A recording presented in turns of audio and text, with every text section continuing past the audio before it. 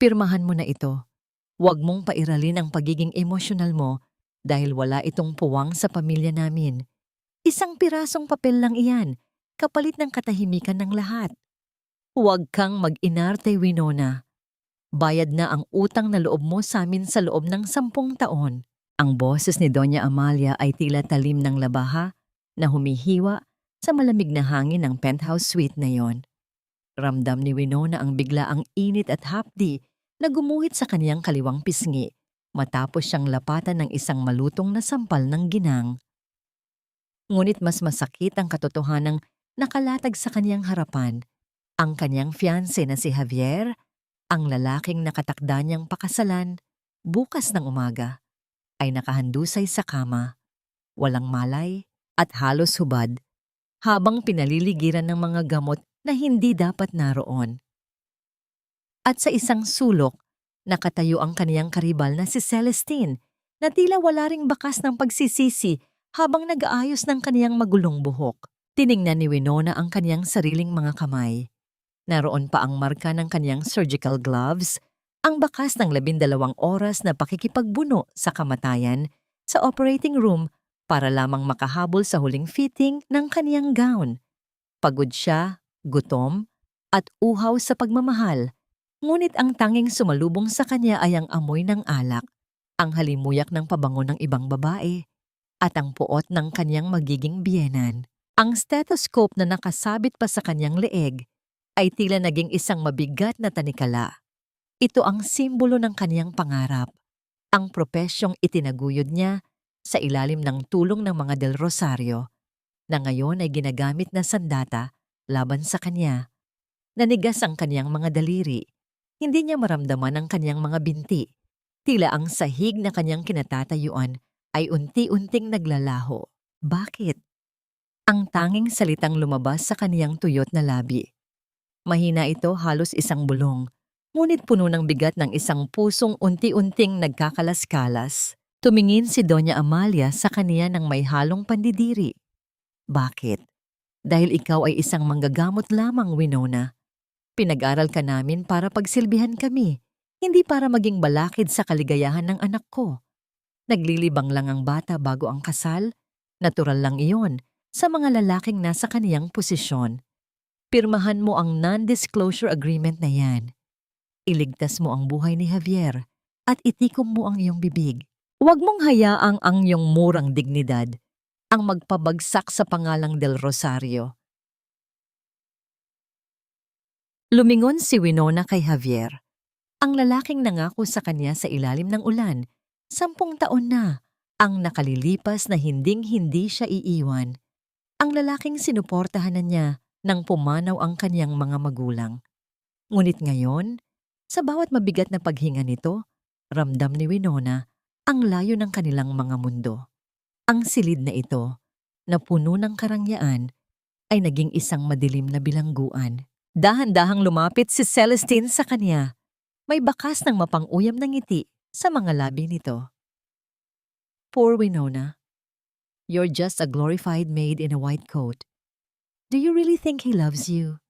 You were just a convenient person to take care of his grandfather. Now that the contract is almost over, find your place. Napahawak si Winona sa gilid ng mesa upang hindi tuluyang mabuwal. Ang bawat salita ay tila mga karayom na tumutusok sa kanyang katinuan. Nanlalabo ang kanyang paningin, hindi dahil sa luha, dahil tuyo na ang kanyang mga mata sa sobrang pagod, kundi dahil sa bigat ng kawalan ng katarungan. Sa loob ng 10 taon, naging tapat siya. Sa loob ng 10 taon, ibinigay niya ang lahat ng kanyang oras at talino para sa pamilyang ito. Ngunit sa gabing ito, sa silid na ito kung saan ang pagtataksil ay kasing sangit ng amoy ng gamot, natanto niya ang isang mapait na katotohanan. Ang utang na loob na kanyang pinakaingatan ay ang mismong lason na dahan-dahang pumapatay sa kaniyang pagkatao. Nanatiling nakatayo si Winona sa gitna ng marangyang silid, isang maliit na figura sa gitna ng dambuhalang kasinungalingan. Wala siyang imik habang ang kaniyang mga kamay ay dahan-dahang humahawak sa singsing sa kaniyang daliri.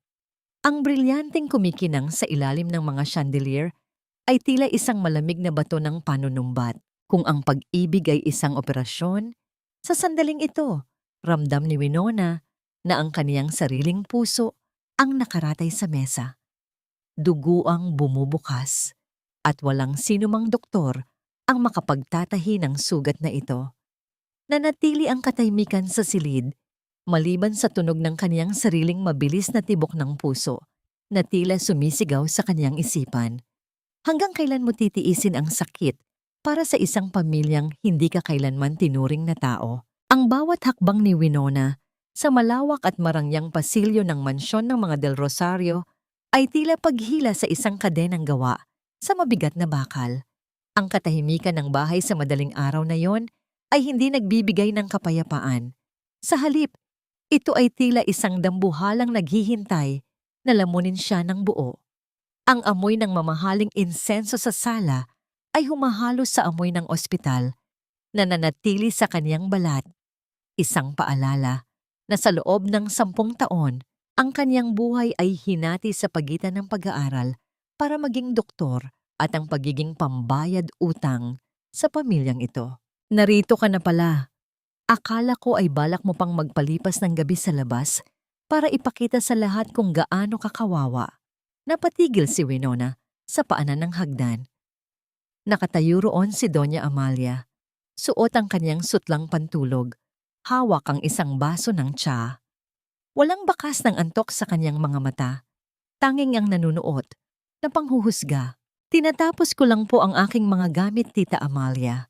Mahinang sagot ni Winona, hindi makatingin ng diretsyo. Ang salitang tita ay tila mapait na gamot sa kaniyang dila. Huwag mo akong tawaging tita kung ang balak mo ay hiyain. Kami bukas, sa harap ng altar. Mabilis na sagot ng ginang. Dahan-dahan itong bumaba sa hagdan, ang tunog ng kaniyang tsinelas sa marmol na sahig ay tila bawat tibok ng kaba sa dibdib ni Winona. Naaalala mo pa ba kung saan ka namin pinulot? Noong mamatay ang mga magulang mo at wala kang kahit isang kusing para pambili ng pagkain, sino ang nagbukas ng pinto para sa'yo? Noong gusto mong maging doktor pero wala kang pambayad ng matrikula, kaninong pera ang ginamit mo? Utang mo ang bawat hininga mo sa pamilyang ito, Winona. Habang nakikinig, tila bumabalik ang kaniyang gunita sa mga gabing wala siyang tulog sa dormitoryo. Umiiyak dahil sa pagod. Ngunit pinipilit bumangon dahil iniisip niyang ito ang tanging paraan para masuklian ang kabutihan ng mga Del Rosario. Ngunit ang kabutihan ay naging isang kontrata ng pang-aalipin. Ang bawat sentimong ibinigay nila ay may katapat na pirasong kinuha mula sa kanyang kaluluwa. Hindi ko po nakakalimutan ang utang na loob ko, bulong ni Winona. Nararamdaman niya ang panginginig ng kaniyang mga tuhod. Pero si Javier, nakita ko po siya. Hindi ko alam kung paano ko siya haharapin sa harap ng Diyos bukas. Isang mapaklang tawa ang kumawala sa mga labi ni Amalia. Ang Diyos? Huwag kang magmalinis, Winona. Ang kasal na ito ay isang transaksyon na ikaw mismo ang pumayag. You know your place. Ikaw ang gagawing mukha ng aming foundation. Ikaw ang mag-aalaga sa Don. At sa kapalit niyon, magiging asawa ka ng isang Del Rosario. Isang titulong kahit sa panaginip ay hindi mo makakamit kung wala kami. Kaya kahit makita mo pang may 10 babae si Javier sa kama, matuto kang tumingin sa ibang direksyon. Tumalikod na ang ginang, iniwan si Winona na tila isang estatwa sa dilim. Ang bawat salita ni Amalia ay tila mga pako na ibinaon sa kaniyang krus. Dahan-dahang pumasok si Winona sa kaniyang silid. Ang silid na bukas ay hindi na sa kanya dahil lilipat na siya sa silid ni Javier bilang kaniyang asawa. Napansin niya ang kaniyang wedding gown na nakasabit sa gilid ng bintana. Ang puting tela nito ay kumikinang sa ilalim ng liwanag ng buwan, ngunit para kay Winona, tila ito ay isang telang pamburol. Lumapit siya rito. Ang kaniyang mga daliri ay dahan-dahang humahaplos sa masalimuot na burda ng kapa. Sa gitna ng kaniyang pagdadalamhati, napansin niya ang isang basurahan sa gilid ng kaniyang vanity mirror na hindi pa nalilinis ng mga katulong. May kung anong udyok ang nagtulak sa kanya na tingnan ang loob niyon. Doon, sa ilalim ng mga punit na tissue at lumang resibo, ay may isang makapal na sobre na may tatak ng isang banyagang opisina. Nanginig ang kaniyang kamay habang binubuksan ang lukot-lukot na papel. Ang kaniyang mga mata ay nanlaki sa bawat salitang kaniyang binabasa.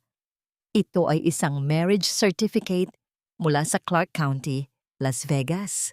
Ang pangalan ni Javier Del Rosario ay malinaw na nakasulat katabi ang pangalan ni Celestine at ang petsa, 1 buwan na ang nakalilipas. Isang matalim na sakit ang gumuhit sa kanyang ulo.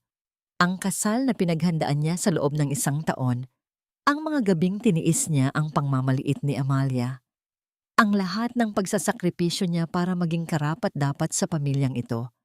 Ang lahat ay isang malaking palabas lamang.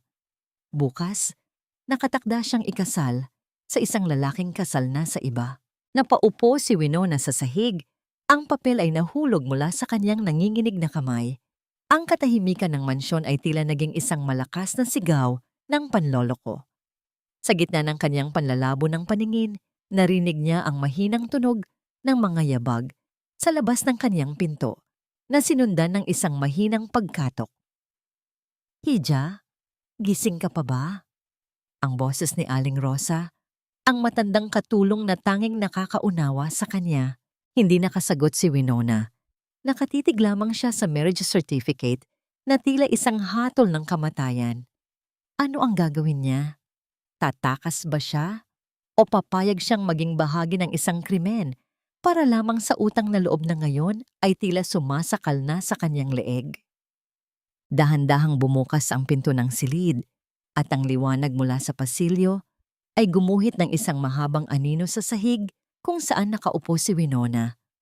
Pumasok si Aling Rosa na may dalang baso ng mainit na tubig. Nang makita ang kalagayan ng dalaga, nakaluhod sa tabi ng basurahan at hawak ang lukot na papel, mabilis na inilapag ng matanda ang baso at lumapit sa kanya. "Diyos ko, Winona! Bakit ka narito sa sahig? Hija, nanginginig ka." Ang nag-aalalang bulong ng matanda. Inalalayan niya si Winona na maupo sa gilid ng kama, ngunit ang mga mata ng dalaga ay nanatiling nakapako sa marriage certificate na kaniyang natagpuan. "Aling Rosa, alam niyo po ba ito?" Halos paos na tanong ni Winona. Ipinakita niya ang papel. Kasal na sila. 1 buwan na ang nakalilipas sa Las Vegas. Bakit pa sila magpapakasal bukas? Bakit kailangan pa akong isama sa komedyang ito? Napayuko si Aling Rosa. Ang kaniyang mga kulubot na kamay ay marahang humawak sa nanginginig na balikat ni Winona. Isang mabigat na buntong hininga ang kumawala sa matanda. "Hija, ang pamilyang ito ay parang isang magarang kabaong. Maganda sa labas, pero bulok sa loob. Ang kumpanya ng mga Del Rosario ay nasa bingit ng pagbagsak. Ang pamilya ni Celestine ang nagpasok ng bilyon-bilyong puhunan para isalba sila. Pero ang kondisyon ay ang pagsasama ng kanilang mga ari-arian sa pamamagitan ng kasal. Kung ganoon, bakit ako?" Ang tinig ni Winona ay puno ng pait. "Bakit kailangang ako ang tumayo sa altar kasama si Javier? Dahil ikaw ang kailangan ng publiko, Winona." Ang paliwanag ni Aling Rosa. "Ikaw ang doktor na paborito ng media. Ang iyong imahe bilang isang mapagkalinga at banal na babae ang naglilinis sa pangalan ng mga Del Rosario habang ang mga kaso ng korupsyon ay ibinabaon sa limot. At higit sa lahat, ikaw lang ang pinagkakatiwalaan ni Don Fernando." Sa oras na malaman ng matanda na si Javier ay nagpakasal ng lihim sa isang babaeng tulad ni Celestine, tiyak na tatanggalin niya ang kanyang apo sa testamento. Isang malamig na realization ang dumaan sa katawan ni Winona. Hindi lang siya pambayad utang. Siya ay isang kasangkapan, isang shield na gagamitin para protektahan ang kanilang yaman habang ang kaniyang sariling dignidad ay tinatapakan. Ang bawat yakap ni Javier, ang bawat matatamis na salita nito noong mga nakaraang buwan ay bahagi lamang ng isang detalyadong script. "Kailangan mong magpahinga, Hija. Bukas ang huling yugto ng kanilang laro. Sabi ni Aling Rosa, bago ito lumabas ng silid ng may mabigat na puso. Ngunit hindi makatulog si Winona. Ang kanyang isipan ay tila isang bagyo. Dahan-dahan siyang tumayo at lumabas ng silid para uminom ng tubig sa kusina. Sa kanyang paglalakad, sa madilim na bahagi ng mezzanine, narinig niya ang mahihinang boses mula sa opisina ni Doña Amalia. Dahan-dahan siyang sumilip. Nakita niya si Javier na tila ayos na ang pakiramdam, nakaupo sa tapat ng kanyang ina. Kasama nila si Celestine na nakasandal sa balikat ni Javier habang may hawak na baso ng wine. Konting tiis na lang, Celestine, ang sabi ni Javier. Ang boses nito ay wala ng bakas ng paglalambing na madalas niyang ipakita kay Winona. Matapos ang pekeng kasal bukas at makuha ang pirma ni Lolo para sa bagong tiwala ng mga investors, tatapusin na natin ang palabas na ito. But I hate seeing you stand there with that boring doctor. Ang maarteng sagot ni Celestine. Nagmumukha siyang santa, nakakasuka. Tumawa si Doña Amalia. Isang tunog na tila kalansing ng mga barya. Hayaan mo siya. She's too grateful and too stupid to complain. Matapos ang pirmahan, itatapon natin siya sa kalsada kung saan natin siya kinuha. Let her have her one day of glory as a bride. Iyon na ang huling bayad natin sa kanya bago natin siya tuluyang sipain palabas ng pamilyang ito. Napasandal si Winona sa pader. Ang kaniyang puso ay tila tumigil sa pagtibok. Ang bawat salita ay tila isang sampal na mas masakit kaysa sa tinanggap niya sa hotel. Ang kaniyang buong buhay, ang kaniyang pagsisikap, ang kaniyang katapatan. Ang lahat ng ito ay basura lamang para sa kanila. Sa gitna ng kaniyang panghihina, isang kakaibang pakiramdam ang nagsimulang mabuo sa kaniyang dibdib. Hindi na ito ang takot ng isang tupa. Ito ang malamig at matalim na galit ng isang babaeng wala nang mawawala. Napansin ni Winona ang kaniyang refleksyon sa salamin ng pasilyo. Ang babaeng nakikita niya ay hindi na ang maamong si Winona. Ang kaniyang mga mata ay nag-aapoy sa ilalim ng malamig na galit. Biglang bumukas ang pinto ng opisina. Lumabas si Javier habang tinatawanan ng isang biro ni Celestine. Nanlaki ang kanyang mga mata nang makita si Winona na nakatayo sa dilim, nakatitig sa kanila ng walang kurap. Winona, kanina ka pa ba riyan? Ang gulat na tanong ni Javier habang mabilis na lumalayo kay Celestine. Hindi sumagot si Winona. Tiningnan niya si Javier, pagkatapos ay kay Celestine at huli ay kay Doña Amalia na lumabas din ng silid. Ang katahimikan ay tila isang bombang sasabog. Bakit ka ganyan makatingin? Bumalik ka sa kwarto mo. Ang utos ni Amalia, ngunit may bakas ng kaba sa kaniyang boses. Dahan-dahang itinaas ni Winona ang kaniyang kamay at sa pagitan ng kaniyang mga daliri ay nakakapit ang marriage certificate mula sa Las Vegas. Ang palabas! Ang malamig na simula ni Winona, ang kaniyang boses ay tila galing sa ilalim ng lupa. Ay magsisimula pa lang, isang nakabibinging katahimikan ang bumalot sa pasilyo. Tila maging ang hangin ay tumigil sa pagdaloy nang itaas ni Winona ang lukot na papel. Ang liwanag mula sa mga chandelier ay tumama sa marriage certificate na tila isang nagniningas na ebidensya ng kanilang pagkakasala. Nanlaki ang mga mata ni Javier. Ang kaniyang mukha na kanina ay puno ng kumpiyansa ay biglang namutla. Tila dinaluyan ng malamig na tubig. Ngunit si Doña Amalia, sa kabila ng panandaliang gulat, ay mabilis na nagawang itago ang kaniyang emosyon sa likod ng isang mapanuring titig. Saan mo nakuha yan? Ang mahinang tanong ni Javier. Ang kaniyang boses ay nanginginig. Winona, let me explain. Hindi yan ang iniisip mo, hindi ba? Ang boses ni Winona ay nananatiling mahinahon, ngunit may talim na mas matalas pa sa kaniyang scalpel. Kasal na kayo ni Celestine sa Las Vegas. Isang buwan na ang nakalilipas. At bukas, inaasahan niyo akong tatayo sa altar para maging asawa mo sa harap ng maraming tao? Sa harap ni Don Fernando? Javier, this is not just a lie. This is a crime. Bago pa makasagot si Javier, humakbang pasulong si Doña Amalia. Hinablot niya ang papel mula sa kamay ni Winona at mabilis itong pinunit-punit nang walang pag-aalinlangan. Ang bawat pagpunit ay tila tunog ng paglapastangan sa katarungan. Isang pirasong papel na walang halaga dito sa Pilipinas. Ang malamig na sabi ni Amalia habang hinahayaan ang mga pira-pirasong papel na mahulog sa sahig. Listen to me, Winona. Huwag kang magmagaling. Ang kasal na yan ay kailangan para sa pagsasama ng aming mga negosyo. Ngunit ikaw ang kailangan ni Javier para sa publiko, para sa iyong Lolo Fernando. Do you think a poor doctor like you can just walk away after everything we gave you? Tita Amalia, hindi niyo ako pag-aari. Sagot ni Winona, ang kaniyang mga mata ay diretso sa ginangi.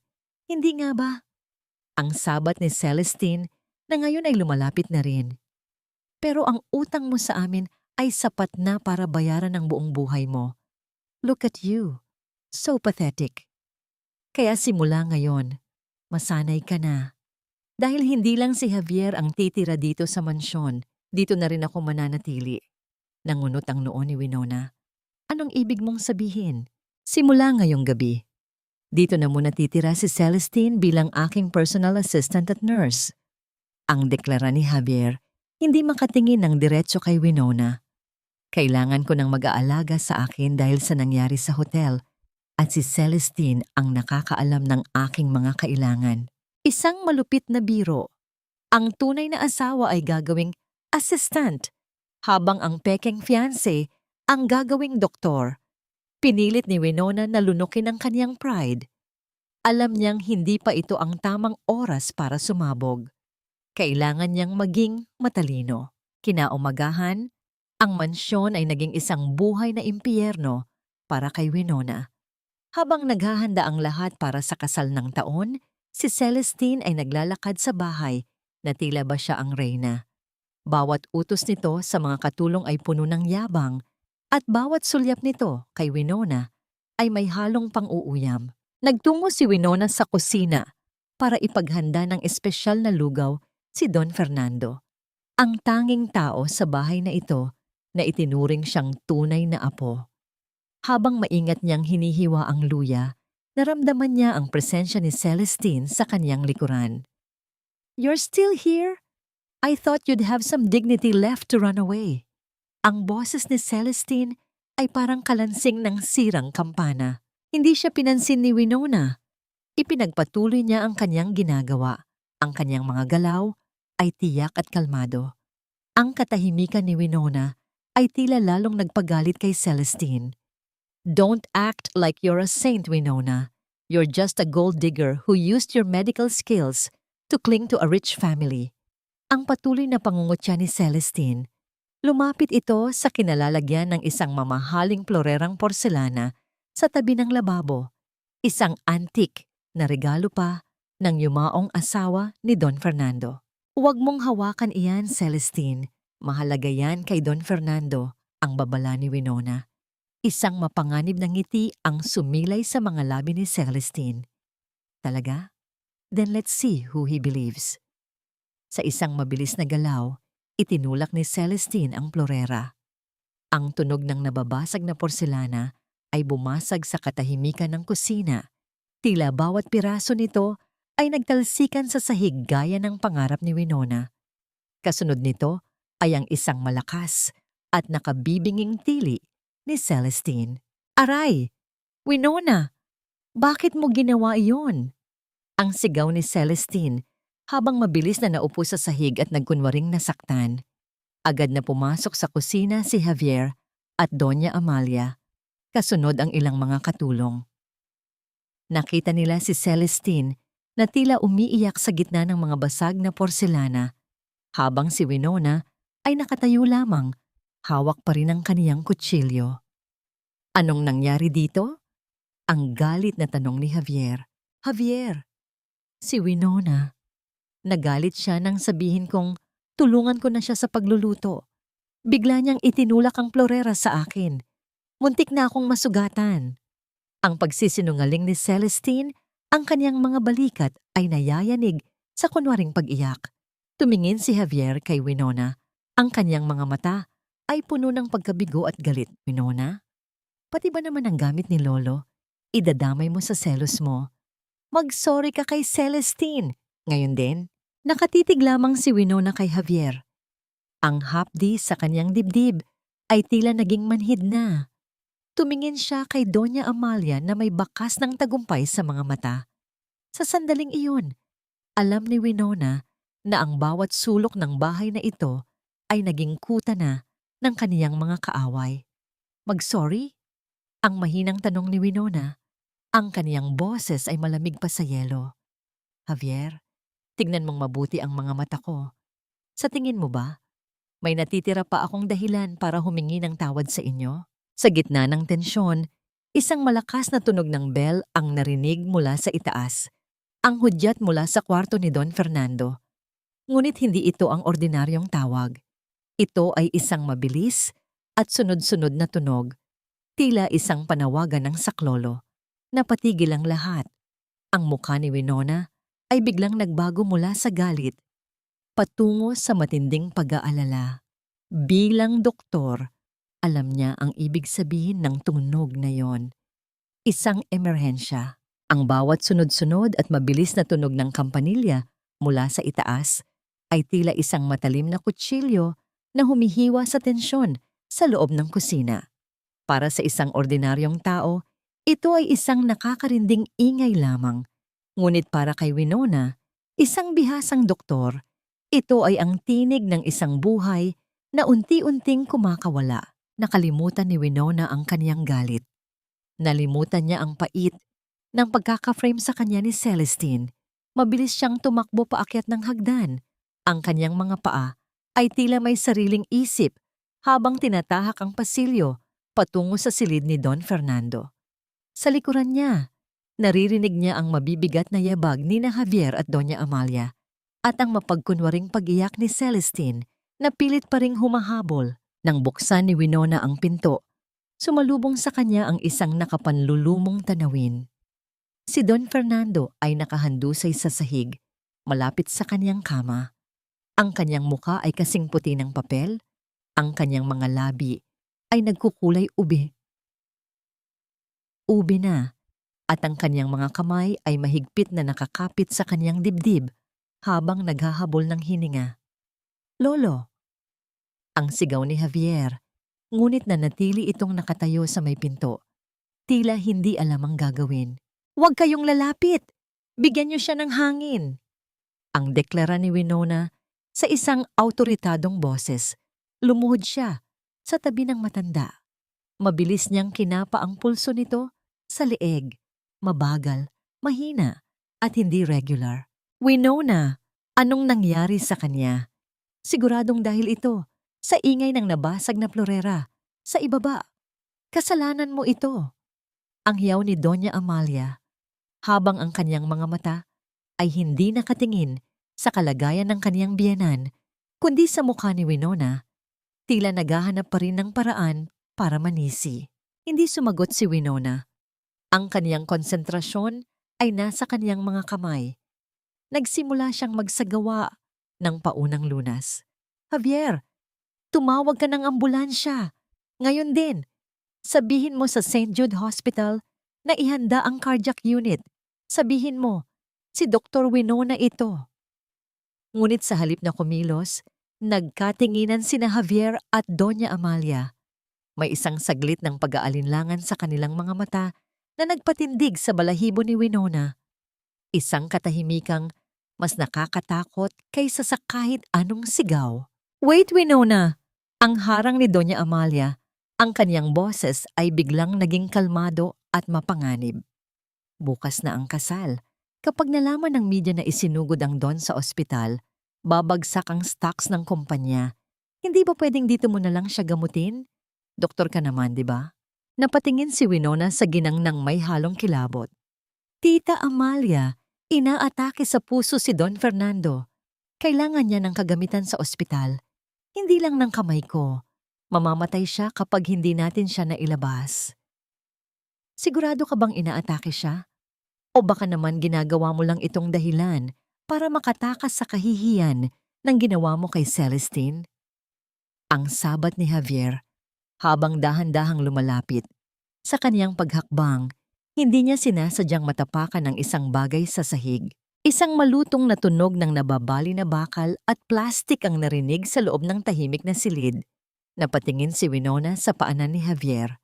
Doon, sa ilalim ng sapatos ng lalaki, ay ang kaniyang lumang stethoscope, ang tanging alaala ng kaniyang yumaong ama na palaging dala ni Don Fernando para ipaalala kay Winona na may naniniwala sa kanya.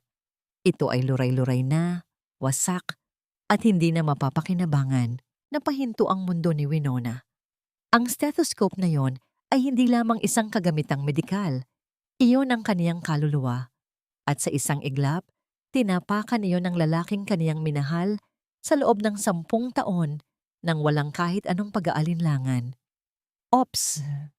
Hindi ko sinasadya. Ang walang emosyong sabi ni Javier habang tinitingnan ang wasak na gamit. Mura lang naman yan.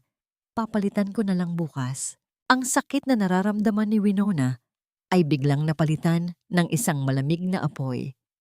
Tumingin siya kay Don Fernando na ngayon ay tila nawawalan na ng malay. Ang kanyang mga daliri ay dahan-dahang humawak sa nanginginig na kamay ng matanda. Isang maliit na papel ang nakatikom sa palad ni Don Fernando. Habang hinihintay ang kanyang pagkakataon, dahan-dahang binuksan ni Winona ang palad ng matanda. Doon ay nakita niya ang isang piraso ng papel na may sulat kamay ni Don Fernando. Mukhang bago ito isinulat, marahil ilang minuto bago siya mawalan ng malay. Narinig ko ang lahat. Javier, Amalia, ang kasunduan. Iligtas mo ang sarili mo, Winona. Nanginig ang buong katawan ni Winona. Narinig ng matanda ang usapan ni Javier at Celestine tungkol sa pagtatapon sa kanya pagkatapos ng kasal. Ang ataking ito ay hindi dahil sa plorera. Ito ay dahil sa tindi ng sama ng loob sa sariling laman at dugo. Tumingala si Winona sa kinalalagyan ni Javier at Amalia. Nakita niya ang pagkagahaman sa kanilang mga mata, ang pagnanais na mamatay na ang matanda para makuha ang lahat habang pinipilit siyang manatili sa isang kasal na isang malaking kasinungalingan. Hindi siya mamamatay dito, ang sabi ni Winona. Ang kaniyang boses ay puno ng kapangyarihan na hindi pa nila naririnig kailanman. At hinding-hindi niyo makukuha ang gusto niyo. Biglang bumukas ang mga mata ni Don Fernando ng bahagya at tumingin siya kay Winona nang may huling lakas. Isang luha ang pumatak mula sa mata ng matanda.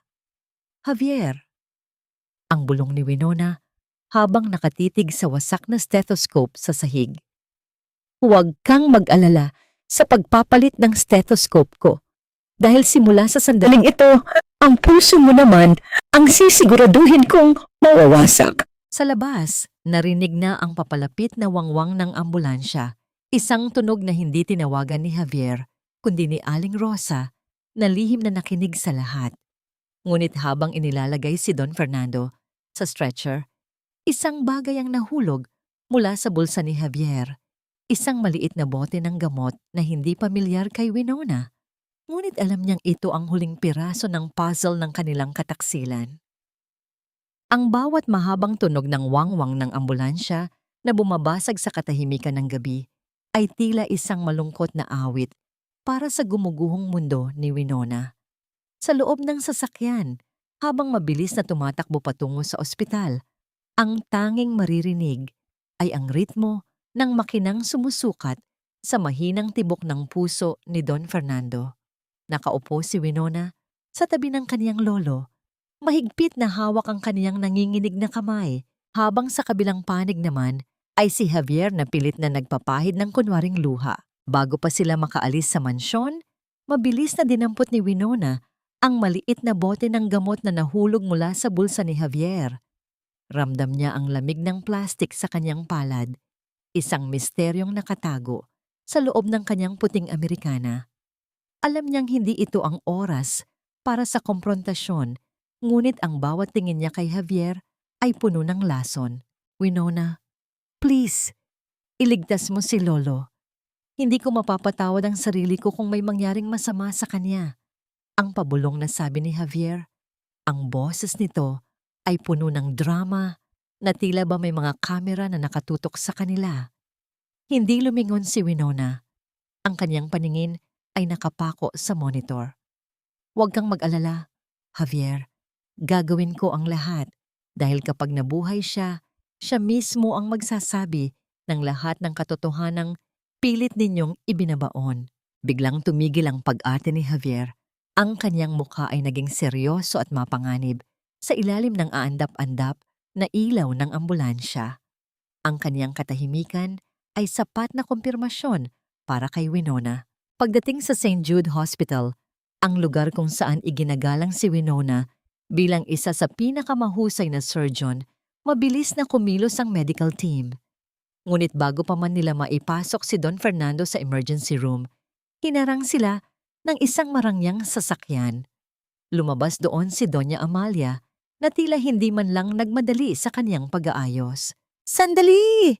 ang sigaw ni Amalia habang papalapit sa stretcher. "Huwag niyo siyang ipapasok sa public area. Idiretso niyo siya sa kanyang private suite.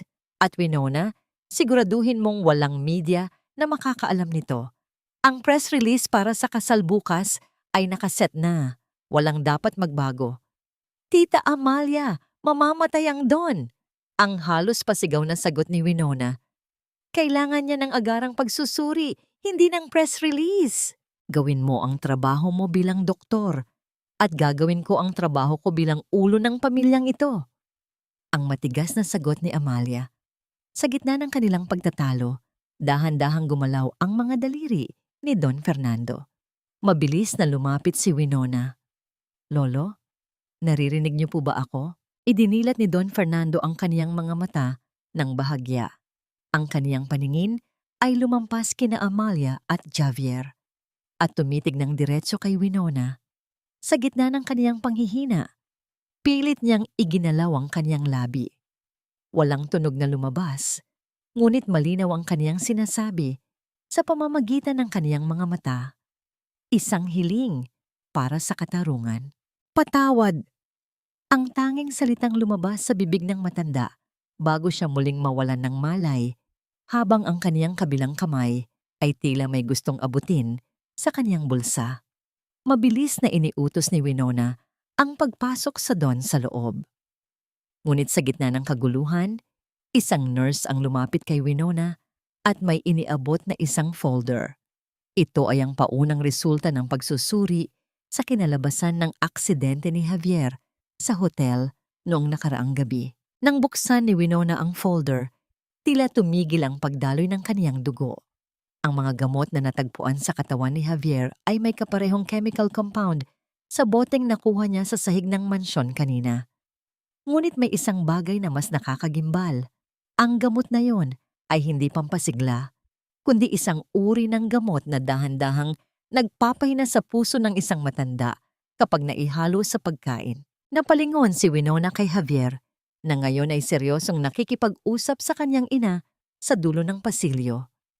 Sa sandaling iyon, tila nagdugtong-dugtong sa kanyang isip ang mga piraso ng katotohanang matagal nang nakatago. Hindi lamang pala siya ang nasaktan at nalinlang sa mga nangyari.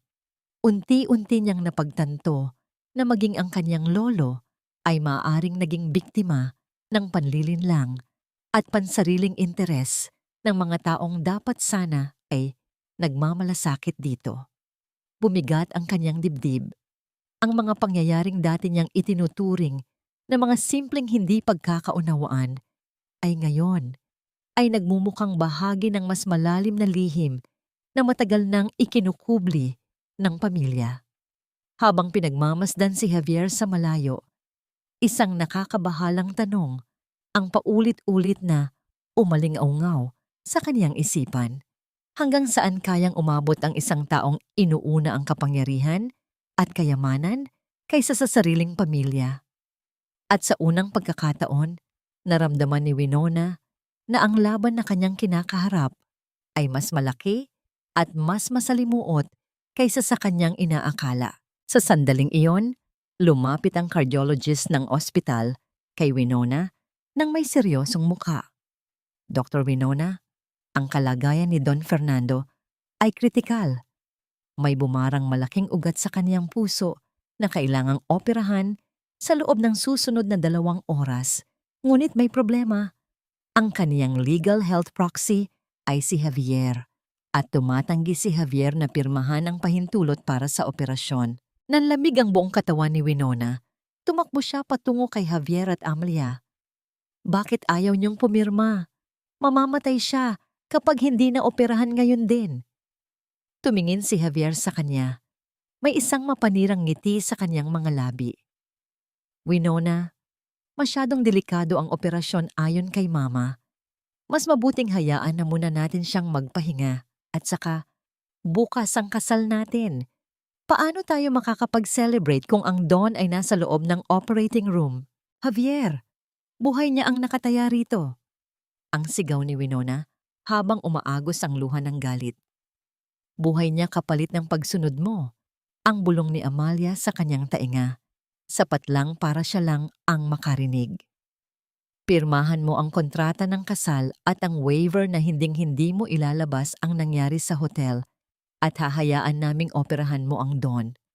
Kung hindi, hahayaan naming pumanaw siya ng mapayapa sa kaniyang silid at ikaw ang sisisihin namin sa kanyang pagkamatay. Nakatayo si Winona sa gitna ng malamig na pasilyo ng ospital, hawak ang ebidensya ng kanilang krimen sa kaniyang bulsa, habang ang buhay ng tanging taong nagmahal sa kanya ay nakasalalay sa isang pirma na magbubulid sa kanya sa impyerno habang buhay. Ang kanyang mga kamay ay dahan-dahang humawak sa kanyang scalpel sa loob ng bulsa. Ang kanyang isipan ay naglalaban sa pagitan ng kanyang sumpa bilang doktor at ang kanyang katarungan bilang biktima. Pumirma ka na, Winona. Ang bawat segundong pag-aalinlangan mo ay isang hakbang palapit sa hukay para sa matandang yan. Huwag mong hayaang ang pride mo ang pumatay sa kaisa-isang taong naniwala sa iyo. Ang boses ni Doña Amalia ay tila isang malamig na bulong ng demonyo sa kanyang tainga. Sa harap ni Winona ay nakalatag ang 2 dokumento. Ang kontrata ng kasal na magtatali sa kanya kay Javier habang buhay at isang waiver na nagsasabing hinding-hindi niya isisiwalat ang mga nalaman niya tungkol sa nangyari sa hotel at sa mga gamot na natagpuan niya. Sa kabila ng salamin ng intensive care unit, nakikita niya ang kaniyang Lolo Fernando. Nakakabit sa napakaraming tubo. Ang dibdib ay hirap na hirap sa pag-angat. Tila isang kandilang malapit ng mapundi. Nanginginig ang mga daliri ni Winona habang hawak ang bolpen. Ang bigat ng tinta ay tila kasing bigat ng kanyang buong kinabukasan. Tiningnan niya si Javier na nakasandal sa pader habang tinitingnan ang kanyang relo ng may pagkainip. Na tila ba ang buhay ng kanyang lolo ay isang abala lamang sa kanyang schedule. Sa sandaling iyon, binalot si Winona ng isang matinding pait. Ang utang na loob na itinanim sa kanya sa loob ng 10 taon ay naging isang dambuhalang lason na ngayon ay sumasakal sa kanyang leeg. Ngunit bilang isang doktor, may isang sumpang mas matimbang kaysa sa kanyang sariling kaligayahan, ang iligtas ang buhay na nasa kanyang harapan. Dahan-dahang idinampi ni Winona ang bolpen sa papel. Ang bawat guhit ng kanyang pirma ay tila isang hiwa sa kanyang sariling puso. Nang matapos siya, marahas niyang itinulak ang mga papel patungo kay Doña Amalia. Nariyan na ang gusto niyo, ang sabi ni Winona. Ang kanyang boses ay paos at puno ng puot. Ngayon, ibigay niyo sa akin ang pahintulot. Iligtas niyo ang Don. Isang mapaglarong ngiti ang sumilay sa mga labi ni Amalia habang mabilis na dinampot ang mga papel. Agad namang pinirmahan ni Javier ang surgical consent bilang legal proxy. See? It wasn't that hard, Winona. Magiging masaya tayong pamilya. Basta't marunong kang sumunod. Hindi na sila pinakinggan ni Winona. Mabilis siyang tumakbo patungo sa scrub room. Ang kaniyang mga galaw ay mekanikal ngunit tumpak. Habang hinuhugasan niya ang kaniyang mga kamay, ang bawat kiskis ng brush sa kaniyang balat ay tila pagtatangkang alisin ang dumi ng pamilya Del Rosario. Ngunit alam niyang ang duming iyon ay wala sa kaniyang balat, kundi nasa kontratang kapipirma lang niya. Sa loob ng operating room, ang bawat tunog ay tila mas malakas kaysa sa karaniwan. Ang mahinang hininga ng ventilator, ang mahinang tunog ng mga instrumentong medikal na inihahanda, at ang mabigat na katahimikan ng mga nurse na nakatingin sa kanya. Alam nila ang tindi ng presyur na nasa balikat ni Dr. Winona. Nang makita niya ang puso ni Don Fernando sa monitor, tila tumigil ang mundo ni Winona. Doon, sa ilalim ng maliwanag na ilaw ng operating room, nakita niya ang isang matinding bara sa pangunahing ugat. Masyadong masela ng operasyon, isang maling galaw, isang panginginig ng kamay, at mawawala ang matanda habang buhay. Scalpel, ang malamig na utos ni Winona. Dahan-dahang hinaplos ni Winona ang gilid ng tissue ng puso ng Don gamit ang kanyang hintuturo. Isang tahimik na pangako na hindi niya hahayaang mamatay ang tanging taong naging tunay na pamilya sa kanya. Tumagal ng 4 na oras ang operasyon. Ang pawis sa noo ni Winona ay paulit-ulit na pinapahid ng nurse, ngunit ang kanyang mga mata ay hindi kumukurap. Bawat tahi niya sa ugat ay tila isang panalangin. Bawat simit ng sinulid ay tila pagbubuo muli ng kanyang sariling pagkatao na winarak ng mga Del Rosario. Sa huling bahagi ng operasyon, biglang bumagsak ang presyon ng dugo ni Don Fernando. Isang nakakatakot na tunog ng alarma ang pumuno sa silid. Cardiac arrest! Prepare the defibrillator! Ang sigaw ng isang nurse. Ngunit hindi nataranta si Winona. Ipinatong niya ang kanyang mga kamay sa puso ng matanda. Naramdaman niya ang init nito, ang panghihina nito, ngunit naroon pa rin ang pagnanais na mabuhay. Huwag ngayon, Lolo. Huwag mo akong iwan sa kanila. Iligtas mo ako. Ang pabulong na pagsamo ni Winona habang isinasagawa ang cardiac massage. Pagkaraan ng ilang minutong tila isang kawalang hanggan, ang ritmo sa monitor ay muling naging regular. Isang kolektibong buntong hininga ang narinig sa loob ng silid. Matagumpay ang operasyon. Lumabas si Winona mula sa operating room, pagod at wasak ang emosyon. Sa labas, naghihintay sina Javier at Amalia, hindi dahil sa pag-aalala, kundi dahil sa pag-aabang kung kailan nila pwedeng ituloy ang kanilang plano. Tumingin si Winona kay Javier. Ang lalaking ito, ang kaniyang papakasalan bukas. Ang lalaking ito, ang pumatay sa kaniyang pangarap. Ngunit sa likod ng kaniyang mga mata, may isang bagong apoy na naglalayab. Ang operasyong ito ay hindi lamang nagligtas kay Don Fernando. Ito rin ang nagbigay kay Winona ng kaniyang huling sandata. Ligtas na siya, ang sabi ni Winona. Ang kaniyang boses ay kasing lamig ng semento ng ospital. At ngayon, Javier, tapos na ang oras ninyo para maglaro. Nangunot ang noo ni Javier. Tila may kung anong kinatatakutan sa biglang pagbabago ng aura ni Winona. Anong ibig mong sabihin? Bukas ang kasal natin, Winona. Huwag kang gagawa ng kahit anong eksena. Hindi sumagot si Winona. Naglakad siya palayo. Ang tunog ng kanyang mga sapatos sa pasilyo ay tila isang martsa ng isang sundalong handa ng makipagdigma. Sa kanyang bulsa, mahigpit niyang hinawakan ang recorder na lihim niyang binuksan bago siya pumasok sa pakikipag-usap kina Amalia kanina. Lahat ng kanilang pananakot, lahat ng kanilang pag-amin tungkol sa gamot, lahat ay nasa loob na ng kaniyang kamay. Siguraduhin mong nakangiti ka mamaya sa harap ng mga kamera, Winona. Ayaw naming magmukhang napilitan ang magiging asawa ng aking anak. Isuot mo ang telang iyan ng may pagpapasalamat. Dahil kung hindi dahil sa amin, hinding-hindi ka makakatapak sa loob ng katedral na ito bilang isang bida. Ang boses ni Doña Amalia ay tila isang malamig na hampas ng hangin sa loob ng bridal suite ng mansyon. Nakatayo si Winona sa harap ng malaking salamin. Suot ang kanyang puting wedding gown na tila ba gawa sa mga kristal at pangarap. Ngunit sa ilalim ng mabigat na tela, nararamdaman niya ang hapdi ng kaniyang mga sugat, hindi sa balat, kundi sa kaniyang pagkatao. Ang kaniyang mga mata, na pinaligiran ng pinakamahusay na makeup, ay nananatiling walang buhay, tila dalawang lawa na wala ng isda. Ilang oras pa lamang ang nakalilipas matapos ang matagumpay na operasyon ni Don Fernando. Ngunit heto siya ngayon, pinipilit na maging isang masayang bride. Ang kanyang mga kamay ay nanginginig habang hinahawakan ang puntas ng kanyang belo. Isang nurse ang pumasok sa silid para ihatid ang kanyang huling gamot para sa pagod. At sa isang saglit, nagtama ang kanilang mga paningin. Nakita ni Winona ang paghanga sa mga mata ng nurse. Isang paghangang hindi niya magawang suklian dahil alam niyang ang kanyang buhay ay isang malaking kasinungalingan. "Doktora, ang ganda niyo po," ang mahinang sabi ng nurse habang inaayos ang kanyang bouquet. "Sana po ay maging maligaya kayo. Napakabuti ninyong tao para sa pamilyang ito."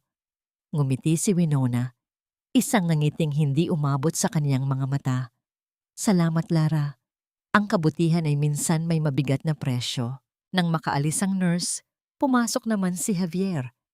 Suot nito ang kaniyang barong na tila ba siya ang pinakamalinis na tao sa mundo. Lumapit siya kay Winona at ipinatong ang kaniyang mga kamay sa balikat ng dalaga. Ramdam ni Winona ang biglang panlalamig ng kaniyang balat sa bawat haplos ni Javier. "Handa ka na ba, my love?" Ang bulong ni Javier, ang kanyang hininga ay amoy alak pa rin mula sa kanyang pakikipag-inuman kagabi kay Celestine. "Huwag kang mag-alala kay Lolo. Babantayan siya ng mga nurse. Ngayong araw, ang focus natin ay ang pagsasama nating dalawa at ang pagsasalba sa aming kumpanya." Humarap si Winona sa kanya. Ang kanyang muka ay tila isang maskarang porselana. "Pagsasama nating dalawa? Javier, nakalimutan mo na yata na kasal ka na sa iba. Nakalimutan mo na yata na ang perang pambili ng gown na ito ay galing sa pagtataksil ninyo sa sarili ninyong dugo." Biglang humigpit ang hawak ni Javier sa kaniyang balikat. Ang kaniyang mga mata ay naging madilim at mapanganib. "Manahimik ka. Huwag mong sisirain ang araw na ito. Nasa akin ang pirma mo, Winona. Pag-aari na kita. At tandaan mo, isang tawag ko lang, pwedeng itigil ng mga doktor ang pag-aalaga kay Lolo Fernando. Do you want to see him die on our wedding day?" Ang bawat salita ni Javier ay tila mga patak ng asido na tumutunaw sa huling piraso ng pag-asa ni Winona. Nararamdaman niya ang pagsikip ng kaniyang dibdib, ang kaniyang hininga ay nagiging mababaw, at ang kaniyang paningin ay tila umiikot. Ngunit sa loob ng kaniyang maliit na clutch bag na nakapatong sa vanity mirror, naroon ang kaniyang cellphone, ang recorder na naglalaman ng lahat ng ebidensya ng kanilang kasamaan. Dahan-dahang lumayo si Javier at lumabas ng silid. Iniwan si Winona na tila isang estatwang gumuho sa loob ng kaniyang sarili. Ang katahimikan ng silid ay muling binalot ng tunog ng orasan na tila bawat segundo ay isang hakbang patungo sa kaniyang sariling bitayan. Lumapit si Winona sa bintana. Mula sa itaas, nakikita niya ang mga mamahaling sasakyan na dumarating sa mansyon. Nakikita niya ang mga bisitang nakasuot ng pinakamagara nilang mga damit, handang saksihan ang isang kasunduang tinawag nilang pag-ibig. Sa gitna ng kaniyang kawalang pag-asa, dahan-dahang binuksan ni Winona ang kaniyang bag. Kinuha niya ang cellphone at tiningnan ang audio file. Ang kaniyang daliri ay nakatapat sa button na Send All. Kung pipindutin niya ito ngayon, mawawasak ang pamilya Del Rosario, ngunit mawawala rin ang pagkakataon niyang iligtas si Don Fernando mula sa kanilang mga kamay. Isang mahinang tunog ng pagkatok ang muling narinig. Pumasok si Aling Rosa. Ang kanyang mga mata ay puno ng luha habang tinitingnan ang dalagang itinuring niyang sariling anak. "Iya, may isang tao sa baba na gustong kumausap sa iyo," ang bulong ni Aling Rosa.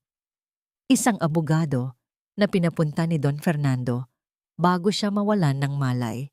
Sabi niya, may isang lihim na testamento na kailangan mong malaman bago ka humarap sa altar.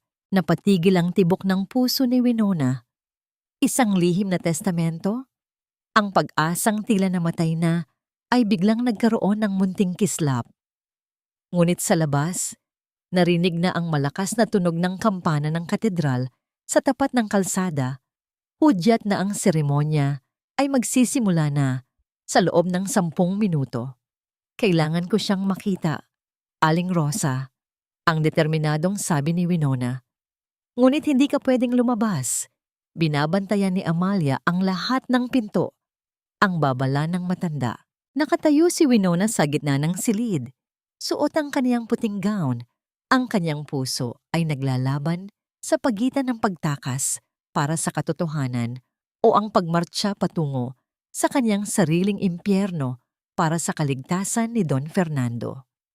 Sa kanyang isipan, isang tanong ang paulit-ulit na umaalingaw-ngaw. Hanggang kailan mo isasakripisyo ang iyong sarili para sa isang hustisyang tila ayaw kang abutin? Ang bawat mabigat na tunog ng kampana ay tila isang hatol na nagmumula sa langit. Ang bawat segundo ng pagtakbo ng orasan sa dingding ay tila isang mabigat na hampas ng martilyo sa katinuan ni Winona. Sa labas ng bridal suite, naririnig niya ang mga yabag ng mga tauhan ni Doña Amalia na nagbabantay, ang tunog ng kanilang mga radyo na nag-uulat ng bawat galaw sa loob ng mansyon. Ngunit sa loob ng kaniyang puso, may isang apoy na muling naglalayab, isang pag-asang hindi niya inaasahan. Sa tulong ni Aling Rosa, dahan-dahang lumabas si Winona sa isang maliit na pinto sa likod ng kaniyang silid. Ang pinto na ginagamit noon ng mga katulong para sa paglilinis. Ang mabigat na tela ng kanyang wedding gown ay kailangan niyang bitbitin ng mataas para hindi ito lumikha ng kahit anong ingay sa sahig. Ang kaniyang bawat hininga ay pigil. Ang kaniyang mga mata ay pilit na nagmamasid sa bawat anino sa pasilyo. Sa dulo ng isang madilim na silid-aklatan, naghihintay ang isang lalaking may katandaan na suot ang isang seryosong muka at hawak ang isang leather na bag. Ito si Attorney Santiago, ang matalik na kaibigan at tapat na abogado ni Don Fernando sa loob ng ilang dekada. Doktora Winona, ang mahinang bati ng abogado. Ang kanyang boses ay puno ng paggalang at lungkot. Wala na tayong oras. Alam ni Don Fernando ang panganib na kinaroroonan mo. Isang linggo bago ang kanyang pag-atake, lihim siyang nagpatawag sa akin para baguhin ang kanyang huling habilin. Nanginginig ang mga kamay ni Winona habang tinatanggap ang isang folder. Ano po ang nakasulat dito, attorney? Ang Don ay hindi bulag, Winona. Alam niya ang mga ginagawa ni Javier at ang kasakiman ni Amalia. Sa testamentong ito, itinalaga kanya bilang nag-iisang tagapangalaga ng Medical Foundation ng mga Del Rosario. Ngunit higit pa roon, may isang kondisyon.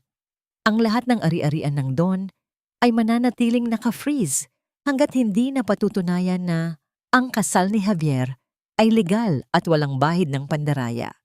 Nanlaki ang mga mata ni Winona. Ibig sabihin, ang kasal niyo bukas ay isang bitag para sa kanila. Ang pagpapatuloy ni Attorney Santiago.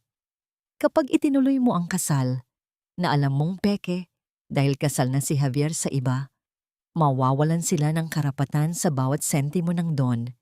Ngunit kailangan mong maging matatag.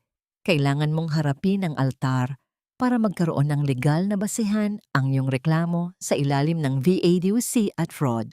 Isang matinding kilabot ang dumaan sa katawan ni Winona. Ang kanyang pakikipagtuos sa altar ay hindi na lamang para sa kanyang sarili, kundi para sa huling hiling ng taong nagligtas sa kanya. Ngunit bago pa siya makasagot, isang malakas na tunog ng pagbukas ng pinto ang narinig mula sa kabilang bahagi ng silid-aklatan. Winona, nasaan ka? Ang boses ni Doña Amalia ay tila isang babala ng paparating na bagyo. Mabilis na itinago ni Winona ang dokumento sa ilalim ng kanyang gown, malapit sa kanyang binti, kung saan meron siyang suot na garter. Ang lamig ng papel sa kanyang balat ay tila isang paalala ng kanyang misyon. Mabilis na lumabas si Attorney Santiago sa kabilang pinto, habang si Winona naman ay tumayo ng matuwid. Inaayos ang kanyang belo na tila ba wala siyang ginagawang lihim nang makita siya ni Amalia. Ang mukha ng ginang ay puno ng hinala. Anong ginagawa mo rito sa dilim? Ang mga bisita ay naghihintay na sa katedral. Ang sasakyan ay nasa labas na. Gusto ko lang pong magpaalam sa mga alaala ng bahay na ito. Tita, ang malamig na sagot ni Winona.